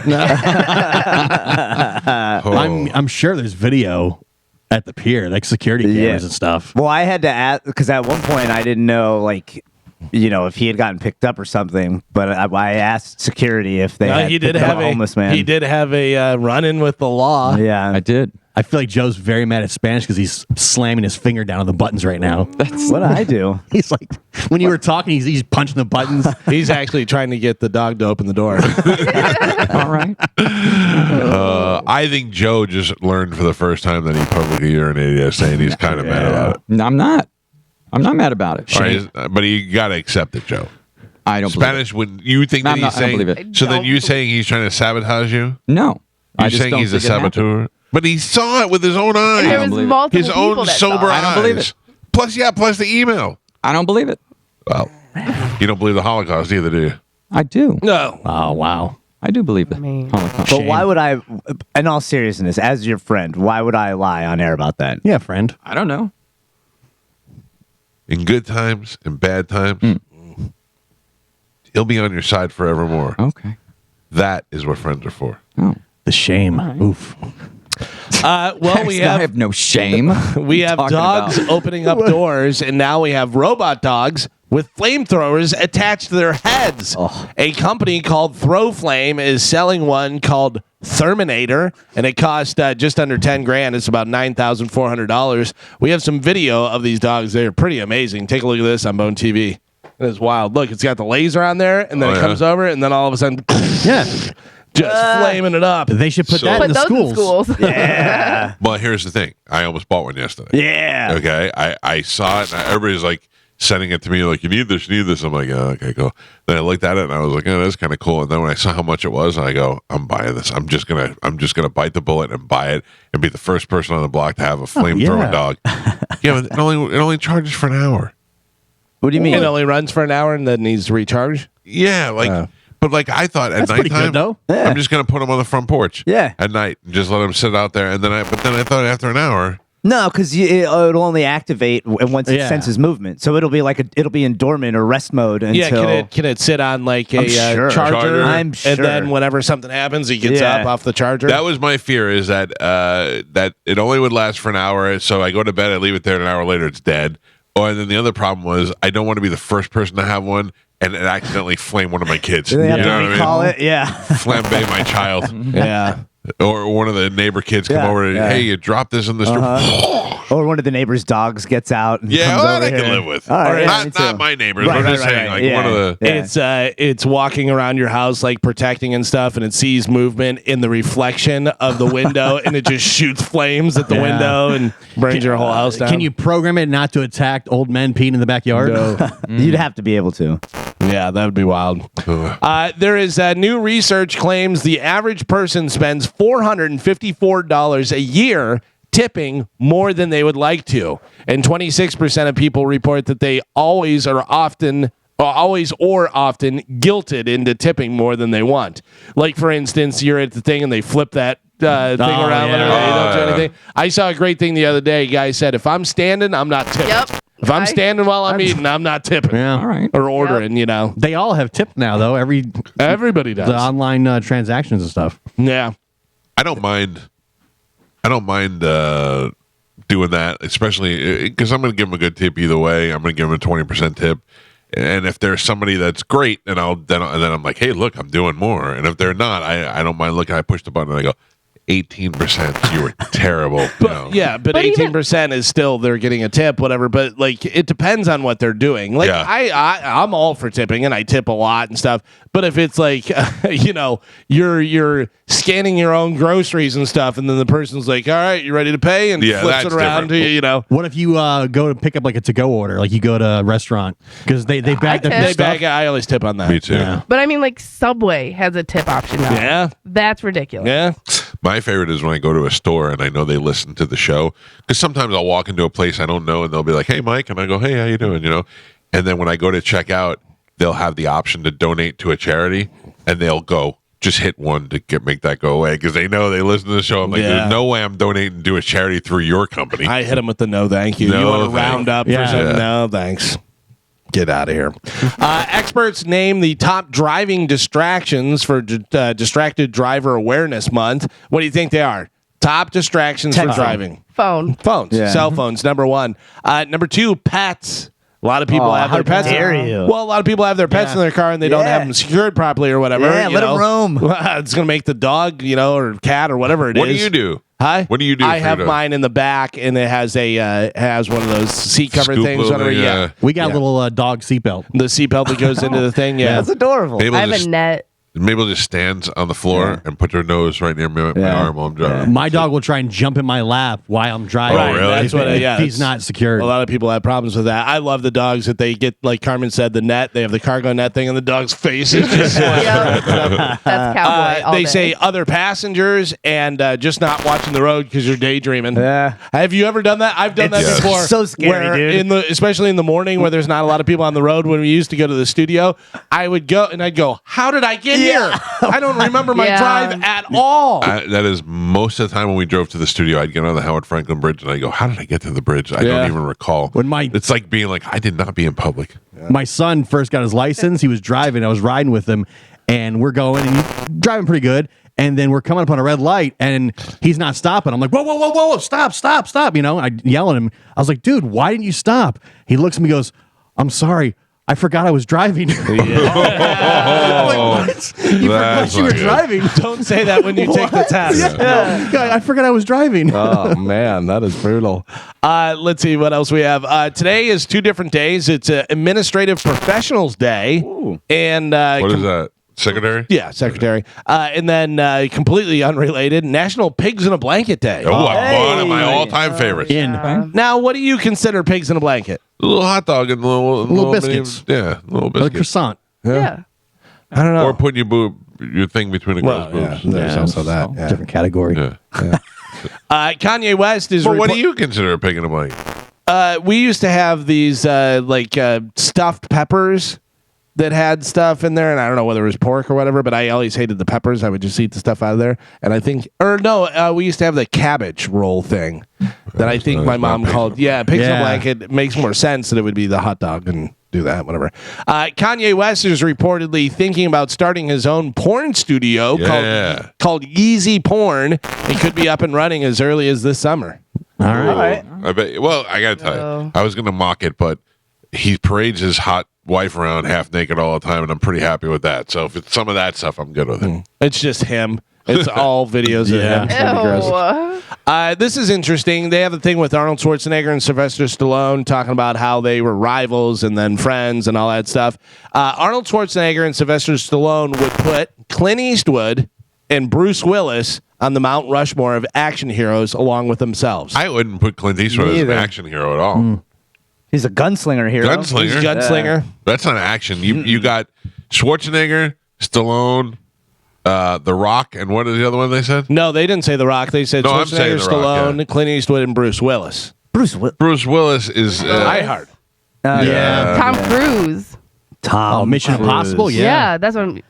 But I'm saying somebody who's like the other one's got to be Jason Statham. Like it's got to be somebody who's all his movies are action movies. Yeah, that's the thing. You're not seeing Arnold Schwarzenegger do a movie that's going to be nominated for an Academy Award. He's making action movies. Yeah, but Twins he did, and he's done some other Cop. Yeah, Jingle All the Way. Yeah, but Jingle All the Way. So Kindergarten Cop also action movie. Yeah, that's true. So is Jingle All the Way. Yeah. I'm trying to think of other action stars, but I mean, this is in their kind of time frame. Maybe they're looking at. Would you put Vin Diesel in there? No. Nah. But I mean, he is. That's all he does. Yeah, but he didn't do it near the level that those guys did. Every movie that Stallone and Schwarzenegger did was a massive hit in the 80s. Yeah.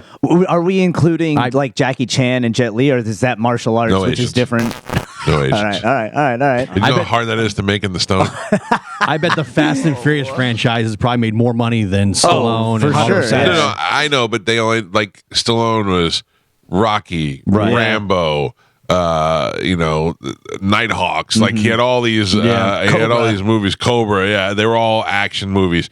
Stallone, Schwarzenegger, same thing. Steven Seagal. Oh yeah. Yeah, Steven Seagal. You forgot Chuck about Norris. Steven Seagal. You make that Mount Rushmore with a ponytail. You carve the ponytail. yeah. Chuck Norris didn't have as many movies. But what about he's done a lot of different movies and stuff, but he's done some great action ones. Matt Damon. Yeah, but I would say the only action ones he really did was the Bourne ones. Man, they were great. Yeah, but it's only one series. Excuse me, guys. Why? What do you want? Interrupt this conversation. Don't interrupt me. Here we go, Bone Fam. The Bone Bonus. Sponsored by Farrah and Farrah, Tampa's accident attorneys. FarrahandFarrah.com. This hour's Bone Bonus keyword is... Gift. gift. This hour's Bone bonus keyword is gift. Gift. Yeah, head over to the 1025 Bone app now and enter gift before 15 minutes past the top of the hour, and you could win yourself $1,000 with the Bone bonus. All right, there you go. Good luck, everybody. Good luck, everybody. Okay, and then Bon Jovi, they have the big Bon Jovi documentary that, I don't know whether it's out. Did you watch it? Is it out yet? Or It comes out next week. Okay. He says his 34-year marriage has lasted so long. Because she lets him cheat. Exactly. Oh. He says because his wife has tolerated his infidelity over the years. Is that what he said? Yeah. What? He probably figured, hey, this is coming out. People are going to, Is that really what he said? He says it's lasted so long because his wife has tolerated his infidelity over the years. Wow. Yeah. Damn. I mean, I know that, but wow. Damn. I know so many girls that have had sex with him. And when I had him on the show, I asked him, in your encounters, have you ever had a mother-daughter threesome? And he said the best rock and roll answer ever. He said, once or twice. Ooh. Yeah. And also, I mean, is she putting up with his infidelities, or do they just have an open marriage? Well, I mean, I don't know if she's screwing around, but we know he is. Right. Yeah. And, there's certain people that are like, listen, I get it. I married a rock star. We're worth millions and millions and millions of dollars. Yeah. And every once in a while, he's going to be like, hey, I'm in Poughkeepsie. Let me get a little action. Wow. Yeah. She has not aged well. No? No, but neither has he. He looks a lot better than I saw a picture of them together. Yeah. And, I mean, They're he looks, just old people. but he looks a lot I feel like better she could be she don't stuffing look her face bad. with a bunch of stuff, and she's just not. She's just aging.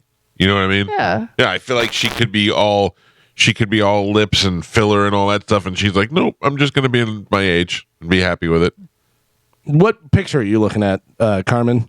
I just Googled Dorothy Hurley is her name. And then I just went to Google Images and I'm just looking at pictures of her. And she just looks like she got older, but Right. she doesn't look bad. It would be a lot. But what the thing, Carmen, is that when you have a guy like him who has been such a sex symbol for so long, you would think that she would have some sort of, I got to make myself look hot and young and all. And she's like, nope. Right, this but is my again, age. but also there's people that do that and then they look like a puma. And they Yeah. have that No, weird I'm not stretch knocking her face. for it. She made that decision. Right. She was like, just like he was like, I'm not dyeing my hair anymore. Right. So Speaking of 80s rock bands, Motley Crue will release a new song on Friday called Dogs of War. It's going to be their first track of the post-Mick Mars era. Yeah. So John 5 on there with him. So I think there was some new Richie Sambora music yesterday too. Oh, really? Yeah. Did you listen to it? Did I you? did. Yeah. Any good? I mean, not enough for me to play here, but better than the new Bon Jovi's, huh? Other rocker news, Sammy Hagar is getting a star on the Hollywood Walk of Fame next week. Well, he deserves it. Yeah. Congratulations to Sammy. Yeah. And then finally in news, is feeling annoyed the new norm? 2/3 of people in the poll say they're generally more annoyed now more than ever before. 45% said they can't remember the last time they went a full 24 hours without being irritated by something. Here are the top 10 everyday irritations you might encounter. Some of the different ones: when someone doesn't clean up after their dog, especially if you step in it. That is annoying. Yeah. there's a lady in our complex that doesn't do it. Not and cool. just very open about it. And it's so annoying. What do you mean is open about it? She's just like, nope, not cleaning it. Basically, like she doesn't carry bags with her and she'll stop and talk with you That's a and scumbag. and Yeah. just completely ignore it and just walk away like Wow. it didn't happen. And you're just like, What kind of "Excuse dog? you?" Like a bigger dog or Yeah, something? like a lab. Oh. And I'm just like, what are you doing? Yeah. So when I walk the dogs at the Humane Society, they have all kind of different volunteers. Some people just volunteer that week. They're there. This is the first time they've ever done it, and they go through a little course and stuff. Well, there was a girl. She had to have been about, I don't know, maybe 15, 17, something like that. And she was walking out in front of me. And when you go out this way, and it's a cement walkway there. And she had a bigger dog, and he just dumped right there. And she goes, Oh no! Like didn't know what to do.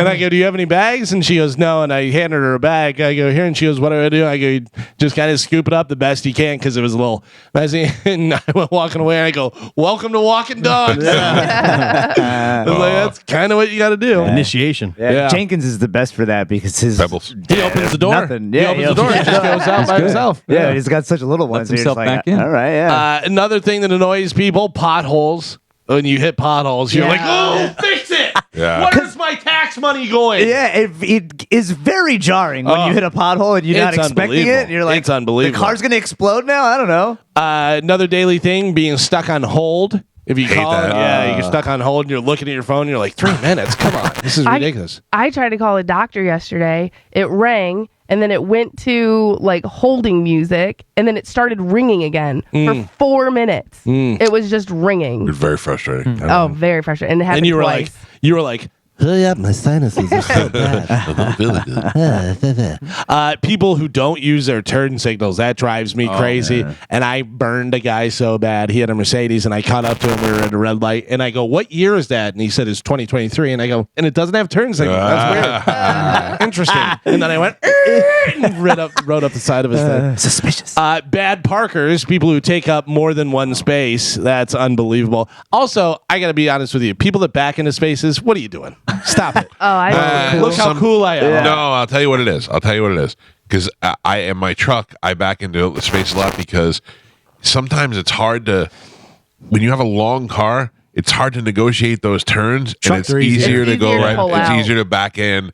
And, well, no, it's easier just to back in. And also, when I put my my car in reverse, it gives me the little yellow arrows and tells me exactly which way. It's just easier sometimes to pull in. All right, that's a And- good excuse for you, but there's a lot of shorter sure. cars, that they're like, "Look at my car, it's expensive," and you're like, "It's not that expensive." My well, car's no, not that expensive. they say for females, it's actually a safety tip is to back in because you can pull out Be able to faster. get out faster, If someone's following you or something like that. So just naturally, I But started. being the But it- inferior drivers backing in, that's tough for you. Yeah. But this is I love the safety tips, and this isn't a knock on the safety tips, but I love the safety tip. It's like pulling your parking spot backwards to get away quicker. If the guy's following you, he's gonna follow you regardless of how fast Get you you. get away. You No, know what I they're mean? saying like park you in a little bit, and really you park you in going forward either. Yeah, you you know what I mean? Right, but if someone was gonna or if someone tries to block you off with their car, it would be a lot easier for you. Even if you're gonna hit their car, it'd be a lot Ramming easier. speed.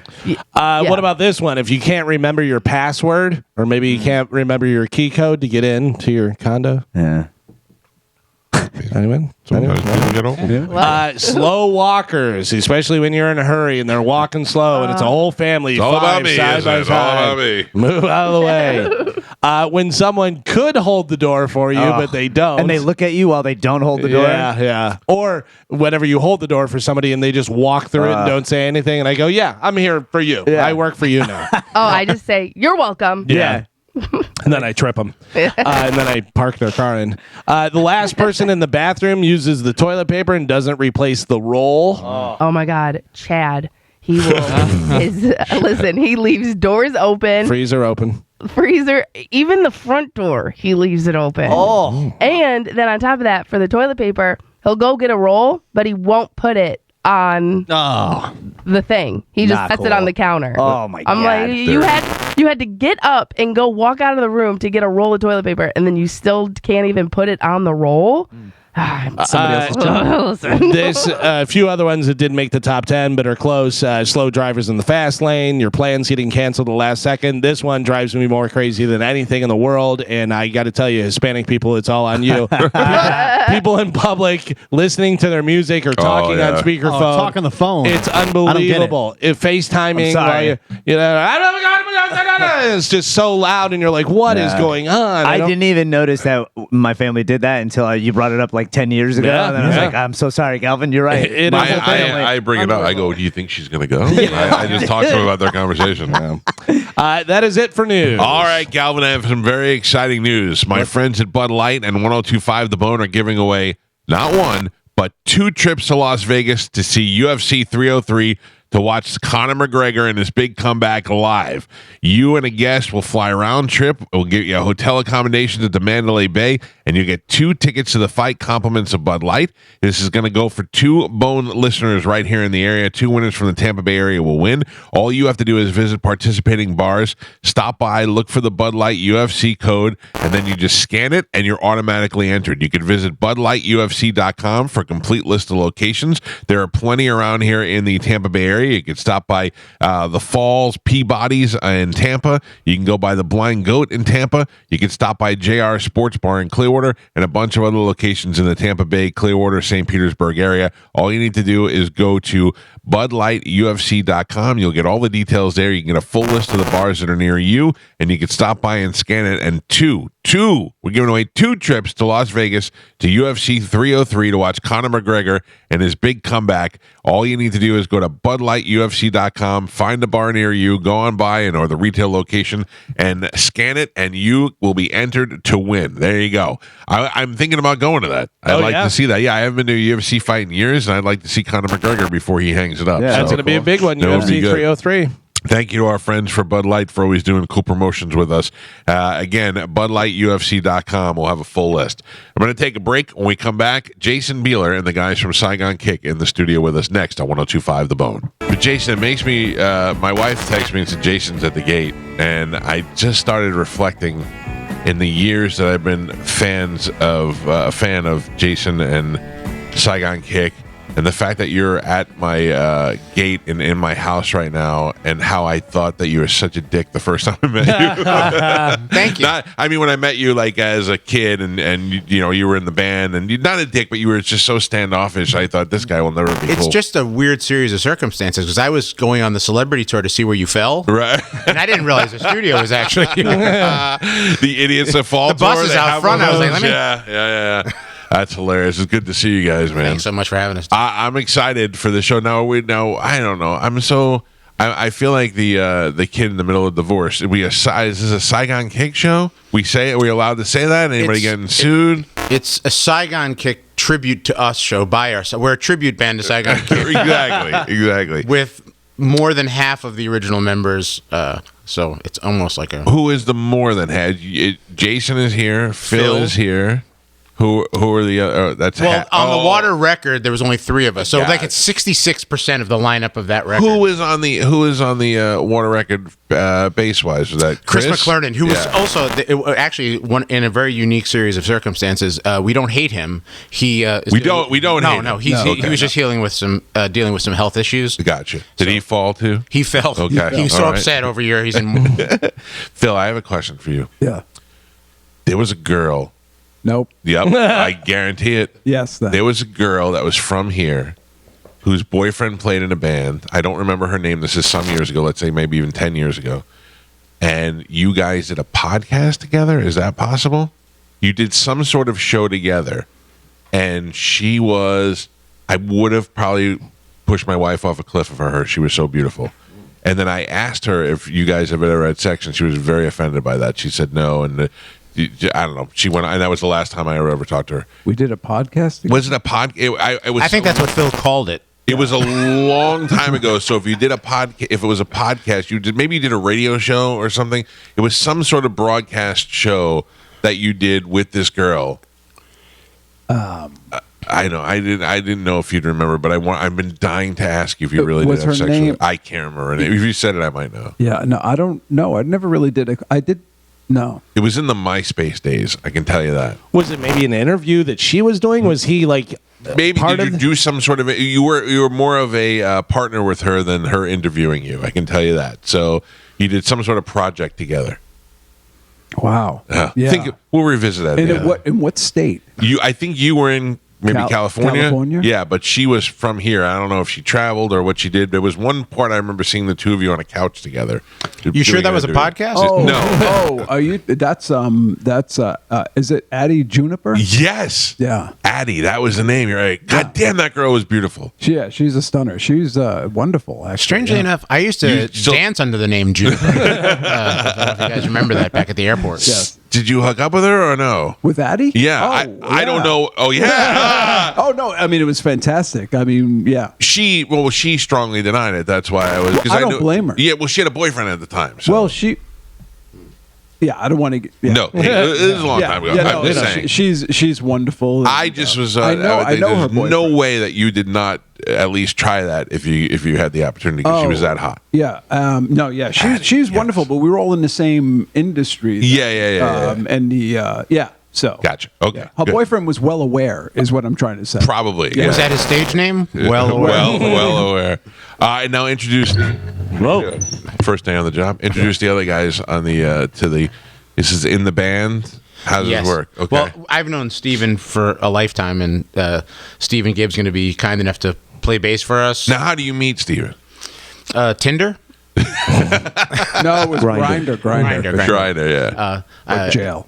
I kept swiping, and eventually, no. I've known Steve because Steven played with Zach Wilde for a long time in Black Label, and we'd kind of, and he was also a kid when Saigon Kick was coming up in the scene, so we kind of had always. Did you live in South Florida? Yeah, I grew up in South Florida. What other did you play in local bands down there or no? Yeah, that's where I started. What doing bands? Everything. I lived down there when they were popping down there. I was in Miami. I used to be in a band called Subculture, okay, and we would open up for Manson a lot. Dude, people don't realize how Marilyn Manson's a local band. Marilyn Manson, the Spooky Kids, used to play in Ybor City all the time. When I lived in Miami, they were down at the beach all the time playing. Yeah. Well, you know, he wrote the first articles on Saigon Kick. He was a journalist, and like he was like in a warehouse. Actually, on the first record, there's a pair of combat boots that have daisies on them for anybody who actually has it, and he painted those. Really? Yeah. I remember living in Miami Lakes and driving to this record store in I forgot the name of the place, but it was in a mall somewhere.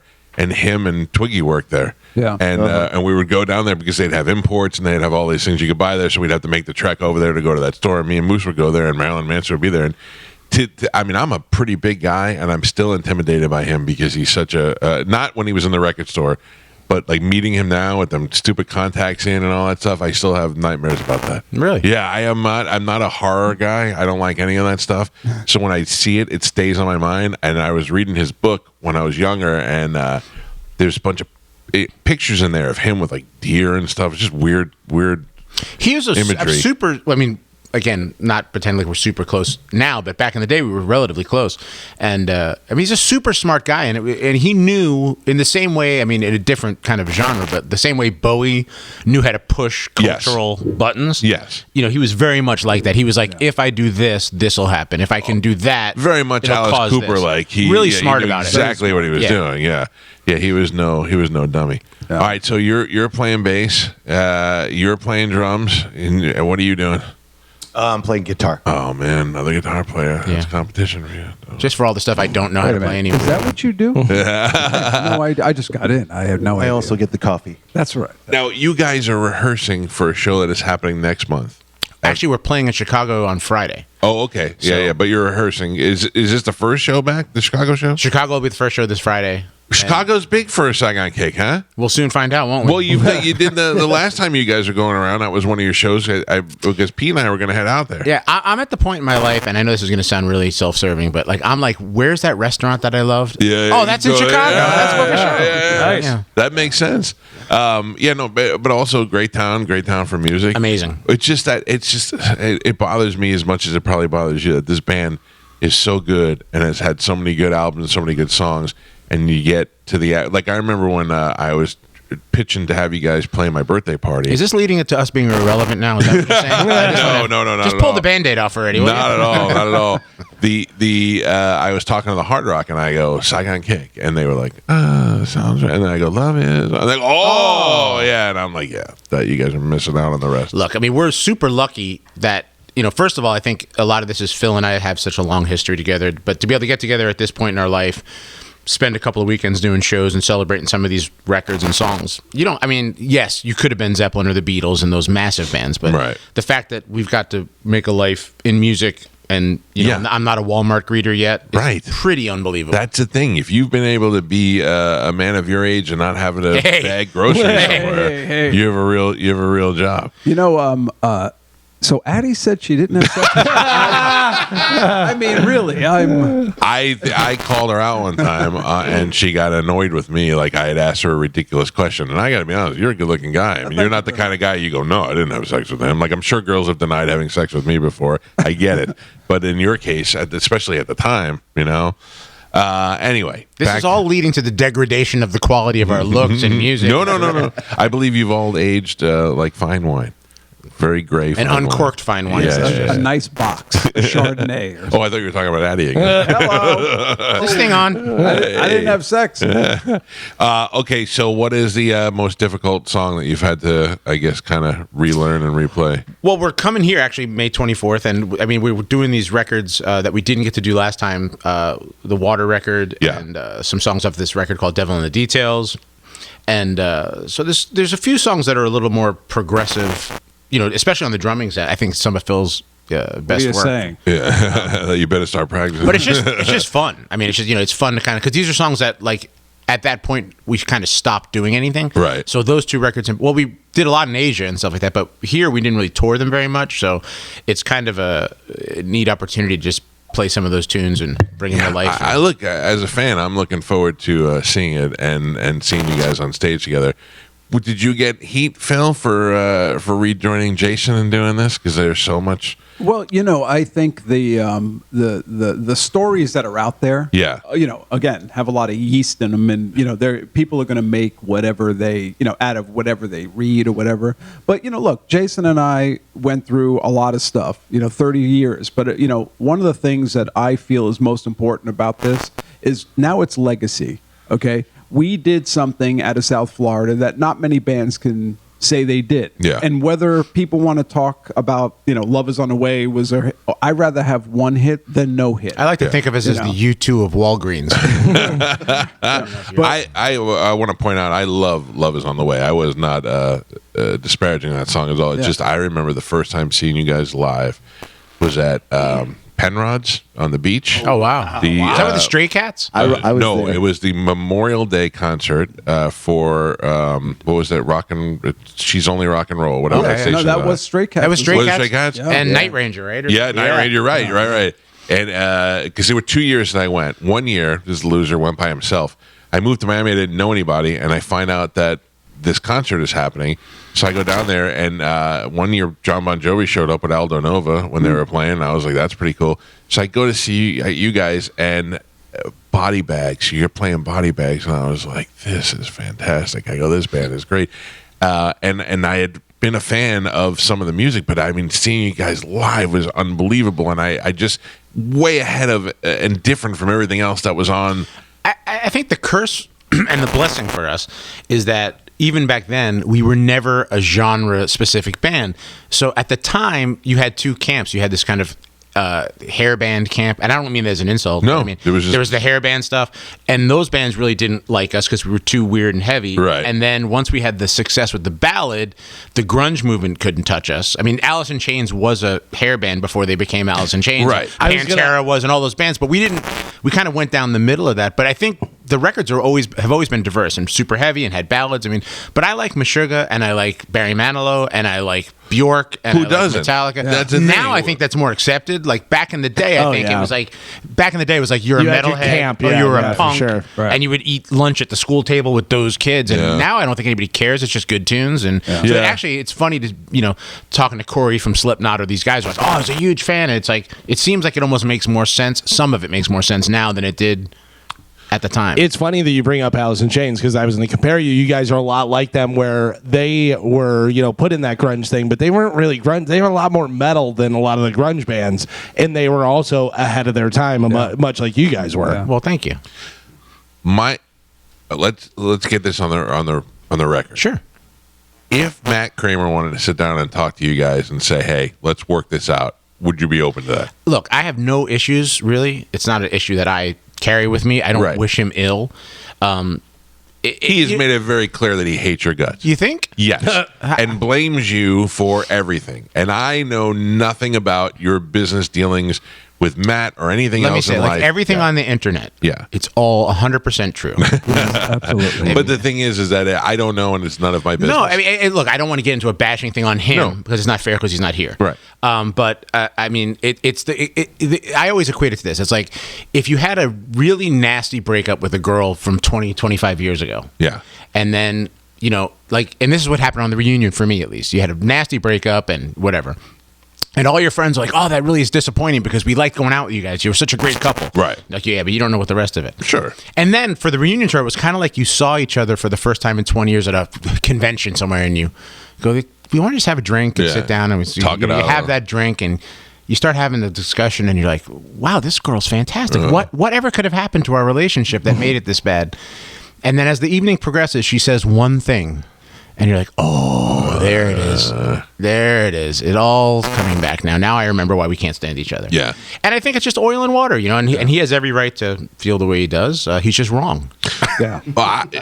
Have you had an opportunity, or would you even care to sit there? Because to me, it seems like he says all these things about you. You say these things are 100% not true. I don't know that the two of you have ever sat together and maybe had a mediator and said, because you know I would do that in a heartbeat. Bring it on. I don't think he wants to sit. Yeah, I don't think he would do that either, because I think he's at a certain anger level where he doesn't want to do it. But it's a shame because I saw him perform in a solo show at a club in Miami a couple months ago, and I thought, this is a guy who's super talented and should be doing more. And then I love what you guys do and love seeing it together. Not together, it would be fantastic. Let me ask you this question. Yes. We're at the height of our fame for that moment. We have the #1 song on MTV. Who has a clearer a career path forward? The blonde-haired, blue-eyed frontman or the chubby Jew guitar player? I would put it on the front. So I've been working for the last 30 years.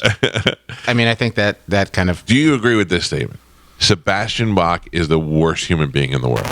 I don't know him well enough. Phil, you know him. Yeah, I don't agree with that. Here's why I say that. I don't know him either. Yeah. I met him a couple times. He was super nice. Yeah. Skid Row would rather be poor and go out and play with 400 people than get back with Sebastian Bach. If you put them with Sebastian Bach, they could open for Guns N' Roses tomorrow, and it would be huge. And those guys sat in here and said, we would rather drive a van to our gigs. I love Scotty. I talked, you know, I love Scotty. As a fan of Skid Row, and I get this even as fans of Saigon Kick, like, you know, shut up, play the music. I don't care. I want to see the band I want to see. And I totally think that's a valid way to feel. Yeah. Talking to Scotty, though, as a person of our age now, I'm like, there's a certain thing called, like, you know, a quality of life. Yes. That you'd rather becomes not have the equally BS. important. And if I can, you know, I won't do anything at this point. I mean, I'm very fortunate. I've done well enough. I mean, I want to have fun. I want to hang out with guys that I respect, that respect me, and eat a great dinner and laugh. And that's the most important thing to me now. It's not about, yes, could we play a bigger show or could we do that? I mean, probably could, but it's you want to be happy too. I'll answer first of all, Addie said regarding question number 1 on the document here, Matt, no, I will never sit down with him. 2, well, back it up. Hold on. You have I don't. It's like Jason said. You we have don't no care at interest this point. because we're the quality of life. We're having fun. Right. Why bring in drama? Okay. You know, and I offered to sit down with Matt on a live forum on Facebook, and he said no because he knows that he doesn't have any ground to stand on. If he does, then show up. Let's talk about it and get on with it. Okay. Because look, we're 40-year friends. Yeah. You know, that's the shame of this because we dealt with something. We did something out of South Florida that not many people could say they did. So Right. to share that with somebody is what you want to do when you get into your older. And people are dying left and I didn't right. come here for all this older talk. I was feeling really spry this morning. I got up, I stretched, I had some Metamucil. I was having a great day. You should have dyed your beard then. I know. I just did this so you guys wouldn't say, wow, he's even good looking and doesn't have. Well, it worked. And my back hurts. No. As far as Skid Row is concerned, I was in Skid Row, and you know, it's that dynamic again. They make good money now. They chose to do that, but you know, back then, you know, Baz, I've known Baz for 25 years. It just doesn't work in that dynamic. Yeah. As a Skid Row fan, would I like to see him? Of course. I was in the band when John Solinger was singing. Yeah, I like And Johnny was amazing. Yeah. You know, but you know, it's a band thing, and Saigon Kick, Skid Row, everybody deals with it in some way. I like to bring up that when this all went down, and I never respond. Like I get attacked online for you, and so for 30 years I don't respond. So I reach out to my one guy for advice. Mike. I go, Mike, look what's happening. I mean, do I have to say? And he eggs me on, so I finally respond. And then he's talking to me today, like, so you guys get online, and I'm like, he's the guy I went to. Like, hey, is this like? I want to keep it lighthearted. I want to. No, you got to go. You got to respond. You can't let this stand. I feel like I don't know either. Oh, and now he's Judge Judy in the middle. Like he has nothing. He has no idea how I got in the middle of this. If I didn't like you in a different level, I'd be like, well, Matt's on a hotline. Let's bring him up and let him. I would, but I think that in an adult world, if you sat down and talked it out, it could be great for you guys. But clearly not, because I feel what you're saying. I've worked with other guys before that I don't work with anymore. And you don't have any issues with anybody that I've ever heard of. I mean, you can anybody, yeah. All right, so this band is going to be at the Capitol Theater. I'm very excited about this. The Water album is a great album. Thank you. And for a while was not available on Spotify. I could not listen to that. I could not find it anywhere. Yeah. Once we got on the Stranger Things soundtrack, they decided to release the catalog, and everything's out. Yeah. No, seriously, it is a great album. It is the album that probably tore the band apart. I remember reading. Matt wanted to do more heavy rock stuff. You wanted to do more Bowie type stuff. That was, I think, according to him. I don't know what the truth is.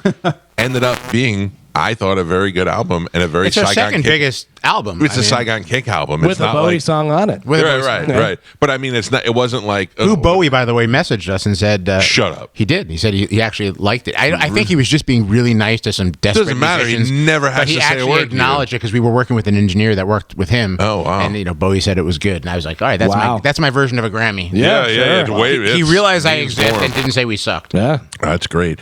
So this anniversary of this album is coming up, and this band is going to be there. I have made several promises to be places, especially with you, that every time that Jason comes... I love what you and Pete do. They show up, they take the photo. I don't even show up. I know. What last time? It takes the one photo. Like, the set was great. I'm like, did you hear when we played like Enter Sandman? He's like, yeah, it was awesome. I'm like, we didn't play Enter Sandman, Pete.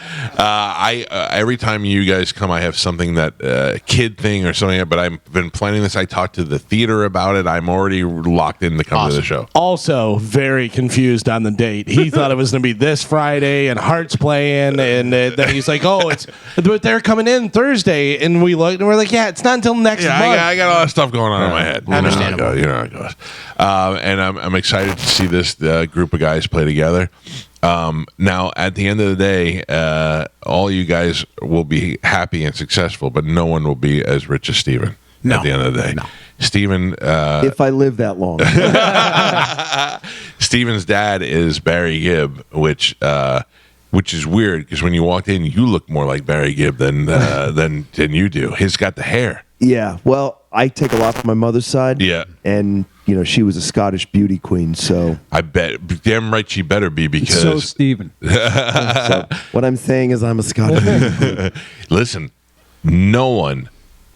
No, I mean, you want to talk about icons. What a great... I mean, you must have had one hell of a life growing up.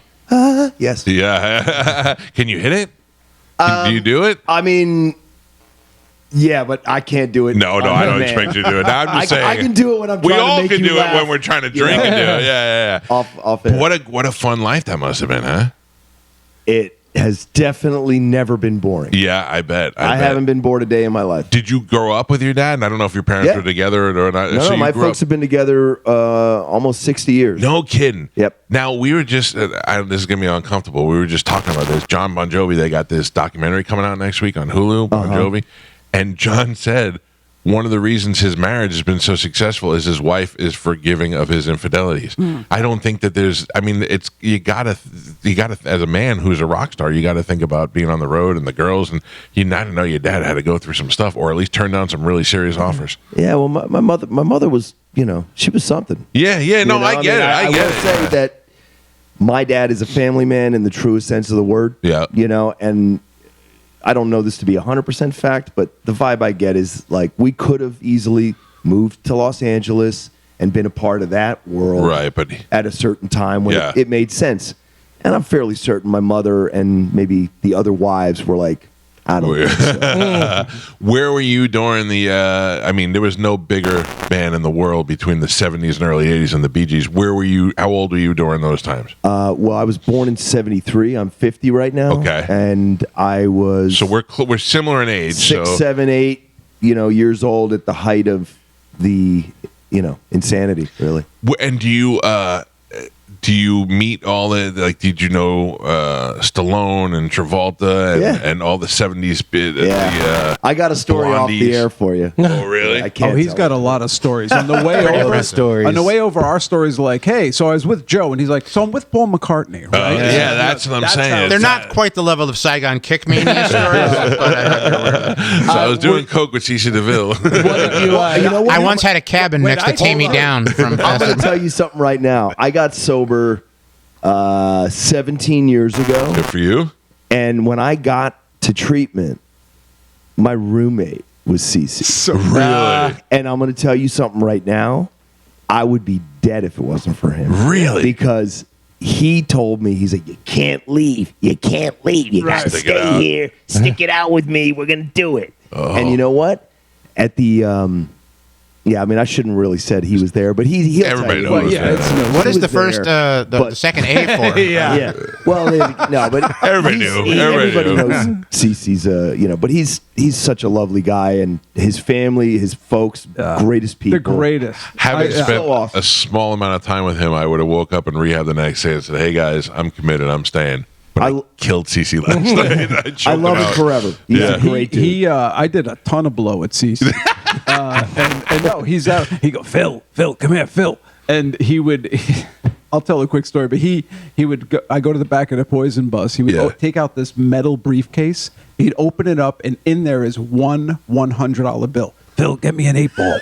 And then, he used to just have a great time. Wow. He is the sweetest human. Like, I couldn't say enough. I toured with him. I once had a problem with those Italian cookies, those rainbow cookies. You can't just have one. You can't snort those. And this was You'd be surprised. This is pre-rehab. This was 20 plus years ago. So yeah, that is I have the House of Horrors. Yeah, I couldn't. I never was into the drugs. I never. You know why? Because Chris Farley. I never. Yeah. I looked at him. I'm like, oh, that guy. He can't be a fat guy doing drugs. That's the worst. Talk to me after the show. We'll hook you up. I wanted to go back to the Bee Gees thing. Were you involved with the documentary at all, or what did you think of that? I was involved in it to the degree that they were comfortable. Yeah. I would say that I probably had a lot more to do with maybe how it's, how some of the editing choices were made and then ultimately how it ended. I thought it was super interesting and learned a lot more. We all know Bee Gees and we love them and stuff, but I think I learned a lot more from that documentary about them. No, I think they did a fantastic job. Yeah. I think it was hard for my pops because in order for, as the filmmakers, I believe they really wanted his approval, validation. Sure. They wanted him to love it. And I think for someone like him with the life that he's led up to this point, the concept of sitting there and watching your life unfold with many of the things you don't really want to think about anymore. Including losing your brothers and all of them. Yeah. You know what I mean? So it's like, there's one of the producers would call me and be like, has he watched it yet? And I'm like, we made it 15 minutes in. Oh, really? We made it 20 minutes in. Yeah. He's never seen the whole thing. Really? Yeah, it's got to be. It's got to be. He's got to be proud of it, but also it's got to be very sad at the same time. He's very, very, very happy that it exists and that the fans, most importantly, and maybe future fans can discover aspects of the brothers maybe that were unknown to them.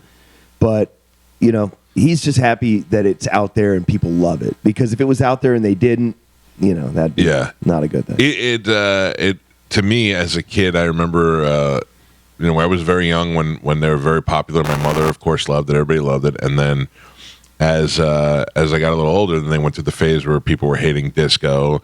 And then that was the thing, you hated disco. But secretly, I was afraid of all these Ozzy Osbourne, the devil music and all that stuff. My mother used to make us go to church and all that. But then you come around again and you're like, oh, yeah, the Bee Gees. And then you realize that you'll never see a phenomenon like that and how that music will last forever. I think somebody was in here, like Jay Moore or somebody was saying recently, like, I will put on the Bee Gees and just rock out for the whole weekend. I'm like, yeah, people will always do that. I think that's the difference between a trend, which you can ride at a moment, whether it's in hip hop or metal or anything, you can have a moment.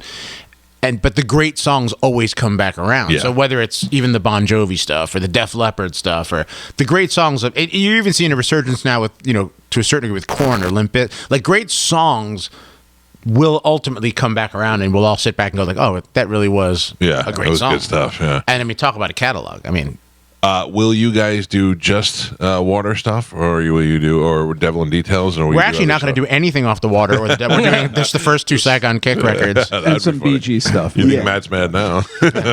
No, I mean, will you do anything for the first 2 records, or is it all just in celebration? We'll do a couple of things. I mean, I'm aware of the fact that people are spending their hard-earned cash and time, and we won't be too self-indulgent. But we're focusing on those records, but we'll definitely play some stuff from the first 2 records. I really thought when I heard that, I didn't know what to expect, especially with you. You were a great backup singer, and I didn't know what to expect as a fan. And then I heard it, and I was like, "Oh, damn, this is great! It really is a good album. You sing really well." And I am very much, as a fan of Saigon Kick, looking forward to seeing you guys out there. Look, we're looking forward to the opportunity to bring the tunes live again to people, and I think I'm really happy with the way stuff's sounding, and I think people will be happy, and it should be a great night. Who do you hate more, Matt or Tom? Oh my God! I'm sorry, mate. Did you just turn my headphones off? I didn't hear that question at all. Do you know one time I'm on the air? I can tell you exactly when it was. My son was born in 2006, so it was 2005. I'm on the air, and I was talking about Saigon Kick, and I'm like, I'm going to be the guy responsible for putting them together and getting them back together and all this stuff. And Tom called in the show. He was living here, and I was like, I got no way to prove this is you. I go, all right, Tom, what game show were you on TV? And he's like, oh man, Studs. And I go, okay, all right, hold on. Who would know that? You know what I mean? And it was him. And then I go, well, what are you doing now? And he's like, oh, I work on a lawn crew over here. And I went, oh, okay, that's noble work if you can get it. Yeah. I thought that would make, if you guys were playing and I was Tom and I was not in the band, I'd be like, man, I must have really messed that up.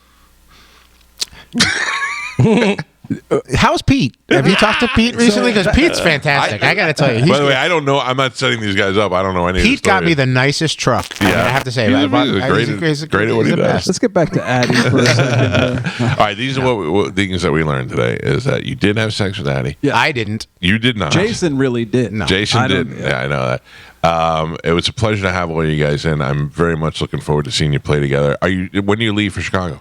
Friday. So you're still here for rehearsal a little more? Yeah. Okay. All right. Oh no, sorry. We leave Thursday for Chicago. Thursday. Okay, so that's tomorrow. Yeah. Show in Chicago, and then the show here is next month. Yes, May 24th. If the band doesn't break up. If we don't break up. This band seems like they're pretty tight together. You have to spend. We're like a Indian burial ground. Like you don't know where the corpse is going to rise up and grab. It can happen at any time. You can do this. I can't have you break up before. Play the show in Clearwater and then break up. I don't care. I'm good for every That's why years. We said this. We were like, let's book 2 shows. Everyone's like, why aren't you touring here? Why aren't you touring? Like, we're booking 2 shows. Then we're is that all it is? Then we're going to go to the airport lounge and we're going to look each other in the face and say, do we have more? Do we want to do one? Yeah. Well, Jason and I have a fight scheduled for the day after. Oh, gotcha. Yeah. Gotcha. So we'll see what happens. At least you plan it out. That's all right. What is the biggest problem? Just creative? I find myself to be delightful. I can't imagine what the problem could be. I think right now there is no problem. No, but it's funny because I think Jason is the one who, for some reason or other, it comes down on you. Oh, thanks. Right. But then I didn't come here for this kind of. Then I get to know you, and I'm like, it can't be this guy. He's the nicest, most level-headed guy. It's him. Steven, defend me. I mean, I've known Steven forever. It's not me. Just say it. You don't have to say anything bad about anybody else, but. It's not you. See, there you go. That sounded like that lilt went up at the end. That was like let me clear the air. It's not you. It's not. That was for comedic effect. Somebody hit him on a knee. I think for me, I had a thing where you get older and you get wiser and you go, oh, maybe it was me. Yeah. And I think looking back at everything, the stuff that I blame Jason, because it's no secret. I mean, I used to, run my mouth too. I found myself. Everybody Hates Jason will be my new Fox TV show. But look, you got to grow up and you got to see your part in stuff. Did Jason do something wrong? Yeah, we all did. Yeah. We were kids. He also rushed in the you had a huge rush of fame there for and a huge level of success on a bunch of kids. It's probably hard. I think to deal people with. do forget we were 21, 22. Yeah, yeah. I look back at some of the dumb things I did. I don't know how I would. I haven't matured any since, but nonetheless, I was only 21 or 22 at the time. And I think that's all it is. It's growing up and also work ethic. I mean, Jason and I are very similar that way. We attack things and want to get and be great. I mean, rehearsals yesterday was a joy. We had a good time and everyone's playing great. And we hadn't played in so many years. So I think it's maturity. That's what like gets. Phil just said, that's the goal too. Like I don't want this to be a sad representation of what it was. Like we've all seen bands from our youth that we go see and we're like, you should have hung it up. So for me, it's like with us always being this kind of underground band that some people really got and understood. I wanted to make sure we brought the show musically at a level where it's not sad people doing it for It's never been. reason. It's never been. You guys have always sounded good. You know who I just saw who is hanging up, who shouldn't be hanging up, is George Lynch. Lynch Mob. I just saw that. Yeah, they sound great. Yeah. But this is like their last run that they're doing. Yeah, I mean it's weird. I've been a part of the Monsters of Rock cruise every year. So you get on that boat and then you see some of those bands where you're like. But then there's bands like Extreme, and even a band that I wasn't a massive fan of at the time, like Winger, or even like Y&T, like Dave Meniketti's, like that guy sings like you're like. So there's a lot of inspirational like stuff where you realize there's bands that still really bring it, and there's always going to be those bands that don't. Right? But maybe they never did. Yeah. Like that's what always cracks me about the Vince Neil stuff, or people yelling about like, did you not see Motley Crue in like '88? I think everyone was drunk and high when they saw it. Now they're everyone sober, acts like he was Ronnie James Dio back then. And I'm like, did you not see them live? It's so bad now. Yeah. It really is. Our discussion yesterday at rehearsal was about injuries. I think it's like, oh, you're back, or that's the discussion now. Like, trust me, Pete and I talk about what medications we're on. Right, exactly. I get that way. And that's the band. bonding Other than now. that, we have scheduled nap times. We're as ready to go as we ever have. Listen, don't lose out on a good nap, man. If you have the opportunity. Naps rule. This is Saigon Kick. They are going to be playing at the Capitol Theater in almost exactly 1 month from now. You can get tickets online at rutheckerthall.com or at the Capitol Theater. I will 100% be at the show. I'm looking forward to it. I'm glad you are still doing this. I hope that these two go so well for you that you want to do more and you guys continue making music together. Thank you. It's a pleasure meeting all you guys. Thank you, brother. And I don't think you're going to get away with not telling me good stories off the air either. Love to hear You got that. it, bro. Hey, so the old man never does any interviews or anything. He doesn't have to, but would he ever do that? I could talk to him for an hour. Yeah, he Effortlessly. is officially Out of it. What does he do? What does he do now? What makes him happy? for fun. Yeah, like what makes him go like, I know when I retire, I'm going to do something. I'm going to go fishing every day or going to play chess or something. I don't know. What is... My dad just really, he loves watching tennis. He watches comedy on TV. He's a regular guy. Well, you know, I mean, he really is as regular of a guy as you can be and be him. Yeah. If that makes sense. A music icon. Well, it's cute though. He's oblivious to most of it. Really? Nowadays. Yeah, well, he's older, but like every once in a while he'll go to Walgreens or something. That would blow my mind. Oh, yeah. Because I'd be sending pictures to my buddies going, it's him, right? It's gotta be him. Can I ask you a question? I ask all these other people. I give it the other way around. I always ask the rock star, when do your kids know that you're cool? Like, do they know you're a cool dad? But when did you know that your dad was not average dad and that he was cool?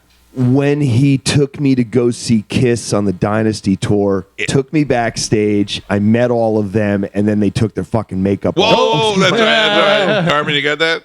Get that, sorry. Carmen? Yeah, I got it. Okay, that's fine. They took their makeup off in front of me. Wow. And I was 6 years old. Yeah, and at that time, I believed Gene was a demon. Paul was a star child. Ace was, you know what I mean? Like, I was going to say, did you start crying? You're like, did. no. He's got some great pictures. He has some great Facebook pictures of that. I have pictures of that day, and I remember that Peter Criss asked me why, he's like, it's something about like, so Kiss is your favorite band or whatever. He's like, you don't like the Bee Gees? I go, what? Like, I was so obsessed with Kiss that I was just like, no, you guys are the coolest. That's so funny. Ever.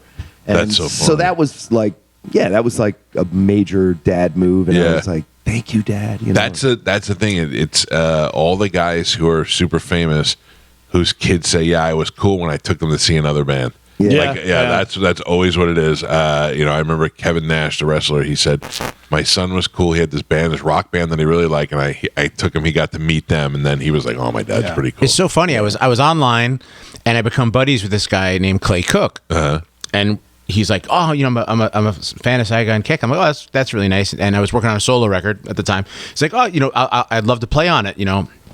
So I start to, we start to become buddies, and I send him some music. He sends me music back, and he's like, oh, I'm coming to Charlotte. If you want to come to the show. I'm like, I'll go to your pub and see you, man, or whatever. Sure, I'll come support you. He's like, yeah, we're playing, the amphitheater. I'm like, what? So I go to my son. I'm like, yeah, this kid says he's a guitar player in the Zach Brown band or something like that. That's so funny. So my son's like, what? You gotta break. So we went to the show, and he brought him on stage and brought him on the bus with all the guys and hanging out. And I had like 35, 40,000 people there. I'm like, oh. Great. Then I realized Clay also co-wrote John Mayer's first record. They were roommates together and all this stuff. And I'm like, I'm so oblivious. But yeah, that's when my son was like, oh. Yeah. That's cool. That's when Dad's cool. Yeah. That's awesome. Well, listen, we got to take a break, so thank you all for coming in. Dude, thanks so much for having us. And always, seriously, I know it's quick, but Mike. You've always been there through thick, thin, or otherwise, with everybody, even Matt and all this stuff, and listen, I appreciate it. I'm a fan, but also I remember how much Tampa Bay loved Saigon Kick. That's why we're here. And how much, home. When I was here, 98 Rock was the big radio station, and they played the hell out of it. They had a great program director named Greg Mull who really believed in promoting local music. Yeah. And he played local bands in rotation with regular bands, and it really grew the music scene in this area. And I remember that as a kid. I loved it, and I came to love the music. So I know there's a lot of people listening to this show that are going to be out there. We're so looking forward to having a great night celebrating the music with these people, because we've been, like I said, back to the livestock days, all those big shows we've been a part of, and I think it'll be an awesome night. We can't thank the good people of Tampa for their good taste. 100%. 100%. We know what's up. Yeah. All right, let's take a break. It's the Mike Calta Show. Galvin didn't do open letters, so we still got that coming up. This is 102.5 The Bone. I had a little stomach cramp, and I thought I was going to fart, and I tried to push it out. We almost had ourselves a goddamn mudslide. Yowza. Oof. I love those guys, the Saigon Kick, Jason and Phil, and good to meet the other guys. And I could sit there and talk to Gibb for all day. You know what really made me feel great, though? I'm over here talking to him in the corner about his dad, Barry Gibb, and he's like, yeah, then my dad did this, and my dad did that. And I was like, it's so awesome to see you guys have such a good relationship. Most rock stars are like, oh, my dad was on the road and I didn't really know him really well. And this guy's like, my dad's the best. My pops is the greatest. Yeah. Good for you. That's good. Yeah, I was nerding out, talked to Phil about drums and stuff, and him playing with Jakey Lee and everything else, which, on air, people would be like, all right, we're bored. But I got to talk to him about it because he's a D-drum artist as well. We're both D-drum artists. No big deal. Hell yeah. Right. A fellow colleague. Yeah. Shout out to Felix. I appreciate people who, didn't know the band to give the interview a chance, because they're, whether you know their music or not, they're a great story, and the infighting is always interesting to me. What are you drinking? Oh, this is a black cherry lime water. Nixie? Sparkling water. Yeah. Is that what it says? Nixie? Nixie. Yeah, it's delicious. What brand is that, like a store brand? I think it's Whole Foods. Okay. Yeah. Whole Foods has 365, I think, is their thing. Then Fresh Market. It's either Fresh Market or Whole Foods. It's only where people bead shop. Yeah. Yeah. Hey, man, listen. Steve Gibb liked my beads. We had a whole conversation. I know. I was just going to say it too, Galvin. Yeah, he brought it up. Yeah, the majority of the people on the YouTube clips say it's my fault for bringing it up. Yes. Told you. I have to look at it. All right. Well, it's like if you were Mike Tyson, you had a tattoo over your eye, I'd be like, I'm looking at it all the time. Well, I promise you, the beads aren't here forever. Once I'm comfortable enough to let them go. When you have balance. Yeah. When I know, I'll know when the time's right. Maybe we'll celebrate. Tuck them in during the show, in the shirt. I don't want because when you guys start really ragging on me, they help me just to stay calm and not freak out and lose my mind. We're like 3 minutes into this. It's your fault. See, right? I don't bring it up. Yeah. I'm out. I'm done. Okay. Yeah. I brought it up so that I could say that the people online blamed me, and I'll take the heat for it. All right, there you go. All right, All right, ladies and gentlemen, it's an hour and change late, but here is a brand new open letter from Galvin. And now, an open letter from Galvin. This is an open letter to Diddy. Dear Diddy, seriously? So I'm talking about P. Diddy, a.k.a. Puff Daddy, a.k.a. Sean Combs, a.k.a. You're Guilty. Too many nicknames or aliases. I'm already suspicious. With that many names, you're just hiding something. So for the duration, we will refer to him as Diddy. Diddy is accused of a wide range of abusive behavior such as sexual harassment, rape, non-consensual pornography, and sex trafficking. When I first read the article, it said that he was accused of raping. I thought it said it was accused of rapping. And I was like, they're finally arresting people for that? That's crazy. So the feds raided Diddy's house and seized a bunch of computers and other stuff. And Diddy just better pray that there is nothing to do with the Clintons on there. Otherwise, he is sure to unalive himself sometime in the very near future. A lot of people are saying that the only reason the feds raided Diddy's place was to get rid of any evidence of the higher-up elites, so Diddy will have to take the fall, which will be tough for Diddy to be in prison. But as rumor has it, Diddy's already been getting help with that from Meek Mill, if you know what I mean. I think you do. Diddy will make a great cellmate for some young bull. Bad Boy is going to take on a whole new meaning. Diddy has absolutely amazed me. I'll tell you that. Throughout the years, he's amazed me with the things that he's done. He amazed me at how much I disliked his music. He amazed me when he was banging J-Lo. And he's amazed me at how much I like him as an actor. But I will tell you this. With all of those accusations, I believe none of these things were anywhere as near as terrible and hurtful is his remake of Kashmir by Led Zeppelin for that Godzilla movie. Yeah. Oh, God. So I, for one, believe he's getting exactly what he deserves. I'm Galvin from the Mike Calta Show, and this has been an open letter to Diddy. Yeah, I don't really know what Diddy did. I mean, I heard all the charges or the idea of the charges, but I really don't know what Diddy did. He's been charged. He's not been charged with anything. No, he's been accused of abusive behavior such as sexual harassment, rape, non-consensual pornography, and sex trafficking. And at least one of the girls was underage that he allegedly plied her with drugs and alcohol and did all this stuff. And I believe his son's getting some heat too. Yeah, the whole family. Well, I mean, because they were at the house when it got raided. Well, we don't even know. What if it is the son or something that they went after? You know what I mean? Might be. So the other thing is that when you said the charges, Galvin, I thought, well, that's just like if I ask a girl, Mike Calta has been suspected of solicitation of nude photos, and you're like, ooh. Yeah, we all are like semi-nudes, you know what I mean? But I mean, when you say it and you say charges, you're like, oh, guilty. Ooh. I've asked for a lot. So funny. I asked JoJo to show a nipple yesterday. Yeah. Half joking. That was like the unfortunate headline when Ian Beckles touched the horse. They said he molested an officer, and you're like, that's not really he what punched happened. that horse right in the jaw. He knocked the horse's tooth out, and then put the tooth on a necklace and wore it around. It was like, what's up, dignitary? You want to see this tooth? It's at the dignitary Kava house. I don't think that's true. No, probably not true. I think we might be exaggerating a little bit. You know, he molested a horse, and he's got the best gay bar in Tampa. He cut the horse's tail off and put it on the back of his head, so he could walk around with a mohawk tail. Like Poor Ian. I don't know what he did. I think he touched the horse's butt. Yeah, I think that was it. And they arrested him. We milked that for years. Oh, poor guy. That and Nancy Alexander's multiple DUIs. Oh man! But at the time Nancy Alexander was getting DUIs, I had just been fired from Clear Channel. So and she worked for Clear Channel. So I was like, ha. That's what you get. But then also she got pulled over and gave her sister's name when she got it's a good one. And then the other one, Bay News 9, got caught DUI and she wet her pants. There's all these fun things that go along with these stories. That sounds fun. Is she still on somewhere? Like who, Nancy? Yeah. I don't know. She hates me. She hates me probably, and rightfully so, because I did talk about that. But and it wasn't against her; it was against Clear Channel.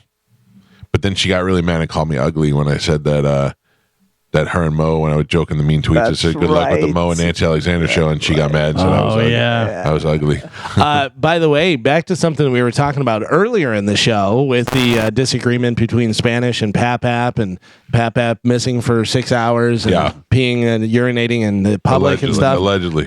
People are watching everywhere. I just got this video that Joe's about to pull up on. Please be a video of Joe peeing on a wall. No, but it is. If you put some music to it, it's a Pap walk. Oh, really? Yeah, take a look at this. There's Pap in the wild just out there walking around. Who got that? I can't see it. Okay. Oh, Jesus. Wait a second, Galvin. Pap walk in the wild. I think that person sent that to me too. Okay. And I didn't. I thought it was just. Oh, did they play Breaking My Stride with it? Yeah. Oh my! I didn't know that was really him. Yeah, that's it. I almost posted it and said things that look like Pap. That was really you. That was really him. Oh my God! I got duped. I didn't know. Wandering out of the crosswalk. What's that person's name? First, I just want to apologize. Shane. Yeah. Shane, you got it. Shane, thank you. But also, good for Joe walking in the crosswalk. Yeah. I got it right. Very surprised. Oh, it was Not wasted. You got the That you got doesn't the prove Pap anything. bounce when you're walking. Well, I mean, Yeah, and you did pee on a wall. I think he's coming around a little. no, No, still no. no way. Okay, Joe, none of this ever happens if you just drink at home on the couch. That's right. or in the closet like Yeah. you did. Shane may be following you because he's got two different videos, different angles, and it says this is Pap after talking to the cops. Yep. Oh, really? Yeah. Yeah, but you know what? When you see a celebrity in the wild, you try to get that video these days. That's what the kids do. It's like when all the people see Medicine Man out and about. Yeah. Oh, wow. You're equating Joe to Medicine Man? I mean, Well, the video looks you know, similar. it is. I mean, Joe's older. no. Just wandering on the streets. That's a Medicine Man. Wandering, move. I'm walking with purpose over there. Yeah, that's a Medicine Man type They both move. have their uniforms. Medicine Man wears a body glove. He wears a puke hat. That's right. That's There's right. no hat in this video. Well, you're wearing it now. Okay. You're not wearing a hat? No hat. Did you lose the hat at the pier? No, I didn't bring the hat. I wanted to get some sun. Had to have something to wipe the urine up with. Oh man, eyes are everywhere, Joe. Clearly. Yeah. If you send me a video of Pap urinating in public somewhere, that's $25. That's it? Yeah. Well, I'll throw in another 25. I don't want to make it too high because then Joe's going to be like, "You video me, and we'll split the money." All right, I get I'll it. throw in some tickets. Oh.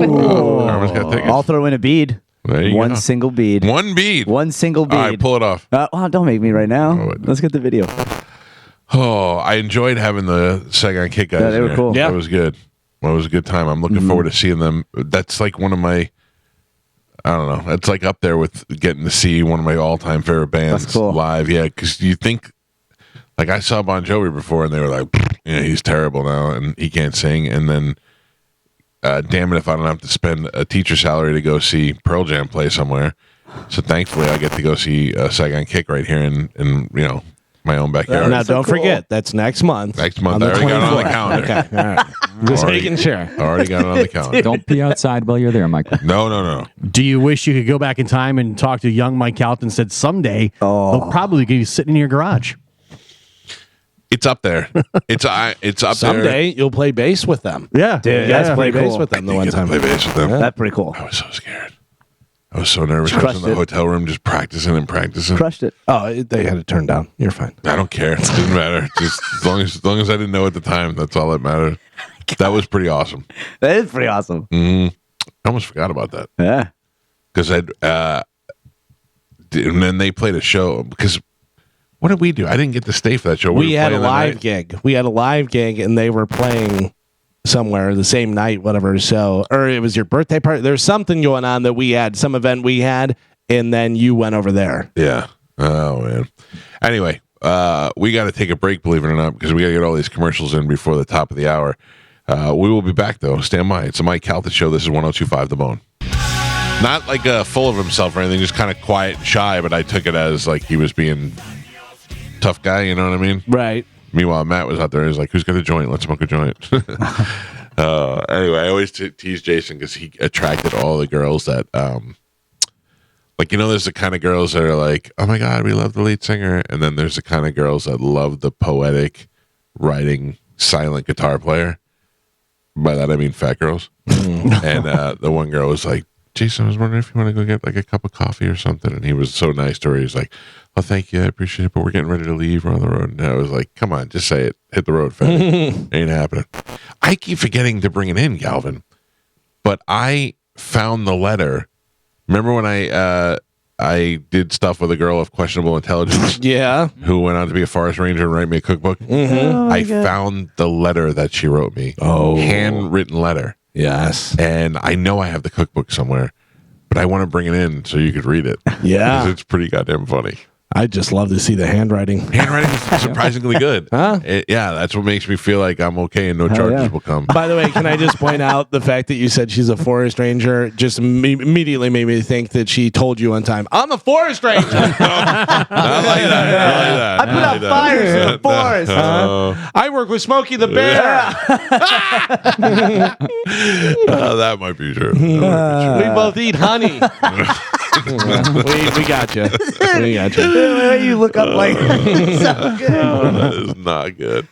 I don't know. Do I want to talk to a guy named Drunk Ass Scotty? Good morning. Sure. On the Mike Calta Show, hello. Nickname guy. Yeah. Hey, Mike, how you doing this Nope, morning? I changed my mind. Yeah, hi. How are you, sir? You should have listened to Burger Guy. I'm doing good. I got another wrestling trivia question for you. Well, hold on. This just took a turn for the better. Go ahead. Oh, boy. Okay. Who did Dusty Rhodes beat to get the title? Dick the Bruiser. I'm the heavyweight. champion. Woohoo! Thank you very much. Isn't that the same question you asked last time? I don't know. I think it is. Who cares? Mike Calta Show. Good morning. Hey, good morning, Mike. Hi, sir. How are you? I'm good. Hey, I just wanted to mention a little something about Saigon Kick for people that haven't seen them. I remember seeing them the first time in 1990 opening up for Rat for the Detonator Tour, and we had no idea who they were. They came out. This was right before their first album came out, and I remember we were like, Saigon, who the hell are these guys? And they started up with New World and Phil Verone on the drums, just those floor toms, and we were just blown away from that. And if anybody hasn't seen them, it is an experience. These guys, Jason Bieler is one of the most underrated guitar players I've ever seen. He's a fantastic guitar player. He's a great writer, and he's a good singer. And this I promise. Listen, they're a favorite of mine, but I'm also like to turn people on to good music. So you obviously know already. But anybody who doesn't know and wants to see some really good music and see it live in a great theater, will enjoy the show. What do you do for a living, sir? I actually work for a roofing manufacturer. Really? You got some pipes on you. You got a good voice. Oh, well, thank you very much. I appreciate it. All right. Yeah, Well, don't you. put it Thanks on for the- now. You got some new pipes on. Oh, do I? Thank you. Nobody's ever said that. Saturday. Do you think I have a deep voice? Yes.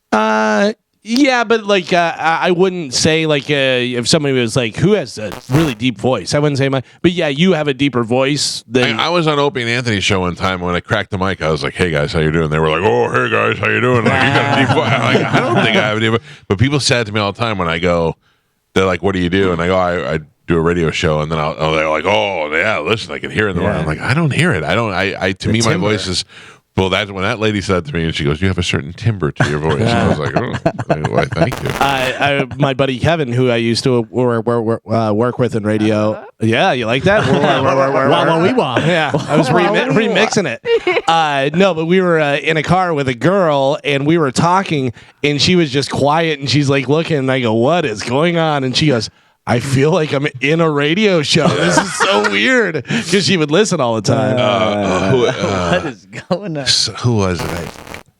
Was it a young actor that Howard Stern had on? I guess Howard invited him to his beach house, and they have a big he has like a big beach house, and it was him and his girlfriend or whatever spending the weekend there, and he said I woke up and I could hear them, and they were listening to tapes of the show. And I thought, how cheesy is that they listened to their own tapes of their own show? And he goes, then I realized they weren't. It was just Howard and Robin talking out in the back. That's funny. That's got to be pretty weird. You ever get recognized at a drive-thru? Not a drive-thru, but people have turned around and said, you heard my voice and turned around and looked at me. And said, I had that happen at Taco Bell one time. Did you really? Yeah, I was like, can I get a blah, blah? And they go, are you Galvin from the Mike Calta Show? I was like, maybe. And damn, you order a lot of food. Oh, I'd kill for a taco right now. Oh yeah, hold the spit. You Carmen, still How's your broke? diet going? no cheating. You want to know what I ate yesterday? I'll tell you anyway.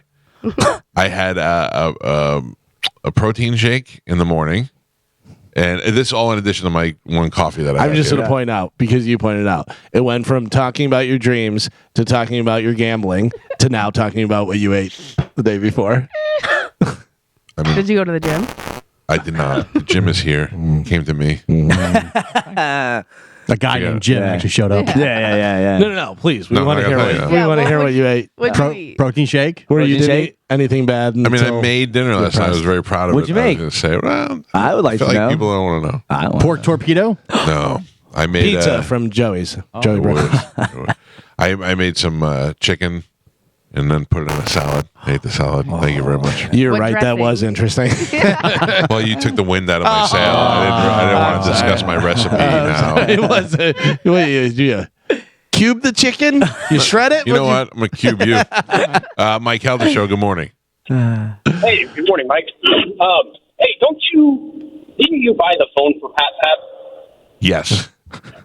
So wouldn't that still be considered your property, and that Ring video of him talking to the dog? That's your content. I don't think I need to pull a power move on Joe. I think if I really asked Joe, can we get that video of you talking to the Ring doorbell? I think he'd probably say yes. Doesn't seem like it. Well, I didn't ask him for it yet. I mean, But thank you, sir.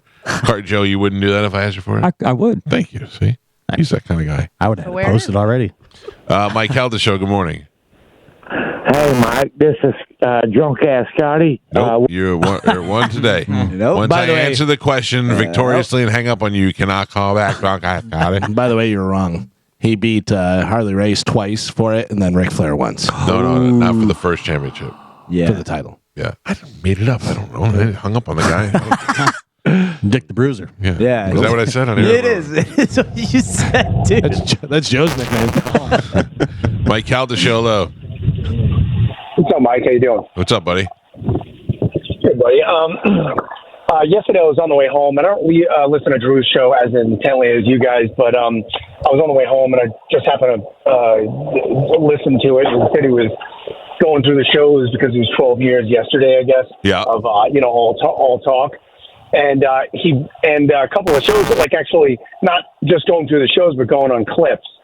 And Shannon and Burke and the other guy, SBK, when they were on together, it just popped in my head. I was like, oh man, I remember that guy, because that's when I kind of started listening to The Bone.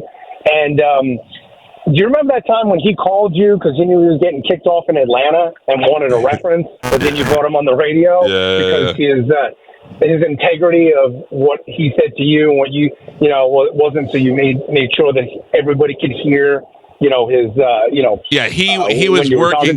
He was working in Atlanta at the time, and he was actually doing pretty well doing talk radio. And the station that he was on was sold or something, and they flipped formats. So he went across the street to Cox, who is the big talk radio station in Atlanta that he wasn't quite beating, but he was doing well, and he wanted to work there. And they were like, no. And they go, you know, the things you've done in Tampa, there's no way we'd have you work here. And then he's called me to be like, what could I have possibly done? And I still have all these text messages. I save everything. I have all these text messages from him. You want to talk about somebody with no integrity. It's hard to believe that the guy who, shot his own dog has no integrity. But, the guy wanted me to, give him the dominance for biscuits to say you can work here. And I was like, no way. You talk out of both sides of your mouth. For a big, tough-looking guy, he's a huge pussy. So, yeah, I have no... And I was just curious whatever happened to him after that. And also, didn't you say that he wasn't able to work in the studio because he was a convicted felon? So every time he was doing the show, he was doing it from his house? He was doing a show from off campus. I don't remember where they were doing it. I don't know if it was in Orlando, if it was somewhere in Tampa. Right. And he was not in the studio because of various reasons. And I, to me, think that was the downfall, because as much as I dislike people like that, he was very talented, and he did an excellent talk radio show. So I don't know what he's doing now, and I don't know where he is, if he's still in radio or if he's slanging burgers somewhere. I have no idea. Right, I was just curious. Yep. It was kind of a blast from the past, man. But I love the show, guys. Been Thanks. listening for a I long wish time. I would have heard that. I wish I would have heard Drew walking down memory lane. Did you know that Drew had Tiger King on last week? Live from, I assume, jail? Oh, really? Yeah, he had Tiger King on for a good 20 minutes or so. I listened to it. It was great. And one of the things that I thought was very surprising was Tiger King does not hate Carol Baskin. He does not. Wouldn't you think that that was his arch enemy and he blamed her for it? Does not hate Carol Baskin. Well, he did, but he said probably. he didn't. He was like, that documentary made it seem like it was so much worse than it was. He's like, if I saw Carol Baskin tomorrow, I wouldn't hate her. I wouldn't do anything with her. And he's like, they made it seem like, that bitch. Yeah. Blah, blah, blah. He's also trying to get paroled out of jail. Exactly. No, that's true. Because he was saying stuff before how he hated her, and I'm gonna go out on a limb here and say we can't trust Tiger King. Yeah. What? Well, it was good. I thought it was a good interview. Do we have confirmation on Santino yet? Mm-mm. I'm just going to give you his number and just Please. call him directly. Thank you. And hook that up. Cool. Yes. And then what about Harlan Williams? He's locked in Friday 9.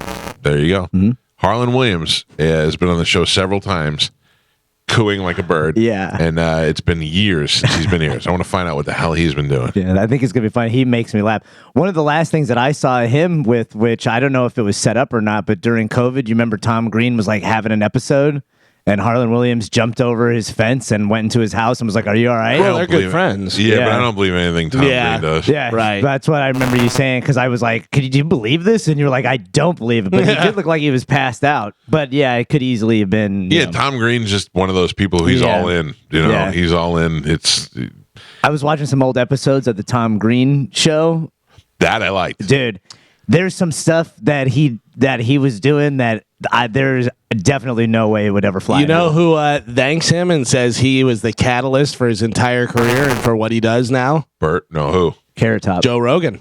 Oh, really? Because Tom Green had the Tom Green, not the show that was on MTV, but he had a live show from his house that he streamed on the internet and stuff. And Joe Rogan was a guest on there. Oh, really? And he goes, I remember sitting there with you and you showed me everything that you did. And he goes, you're really ahead of the game. Like, this is smart to do on your own. And he goes, and I remember you had so many computer things in your house to be able to do it. Sure. You know, he had cables everywhere. Now you can do it on your phone. Some people. He said that he goes, I remember doing that. And he goes, and that's what made me start doing the podcast. Oh, yeah, I heard that clip too when he was talking about it. Pretty cool. That's funny. That Tom Green. Tom Green was probably like, damn it. Yeah. What did I do wrong? And Joe's in his massive $300 million compound. What was the Freddie got fingered. No, it was Phil Gyrox.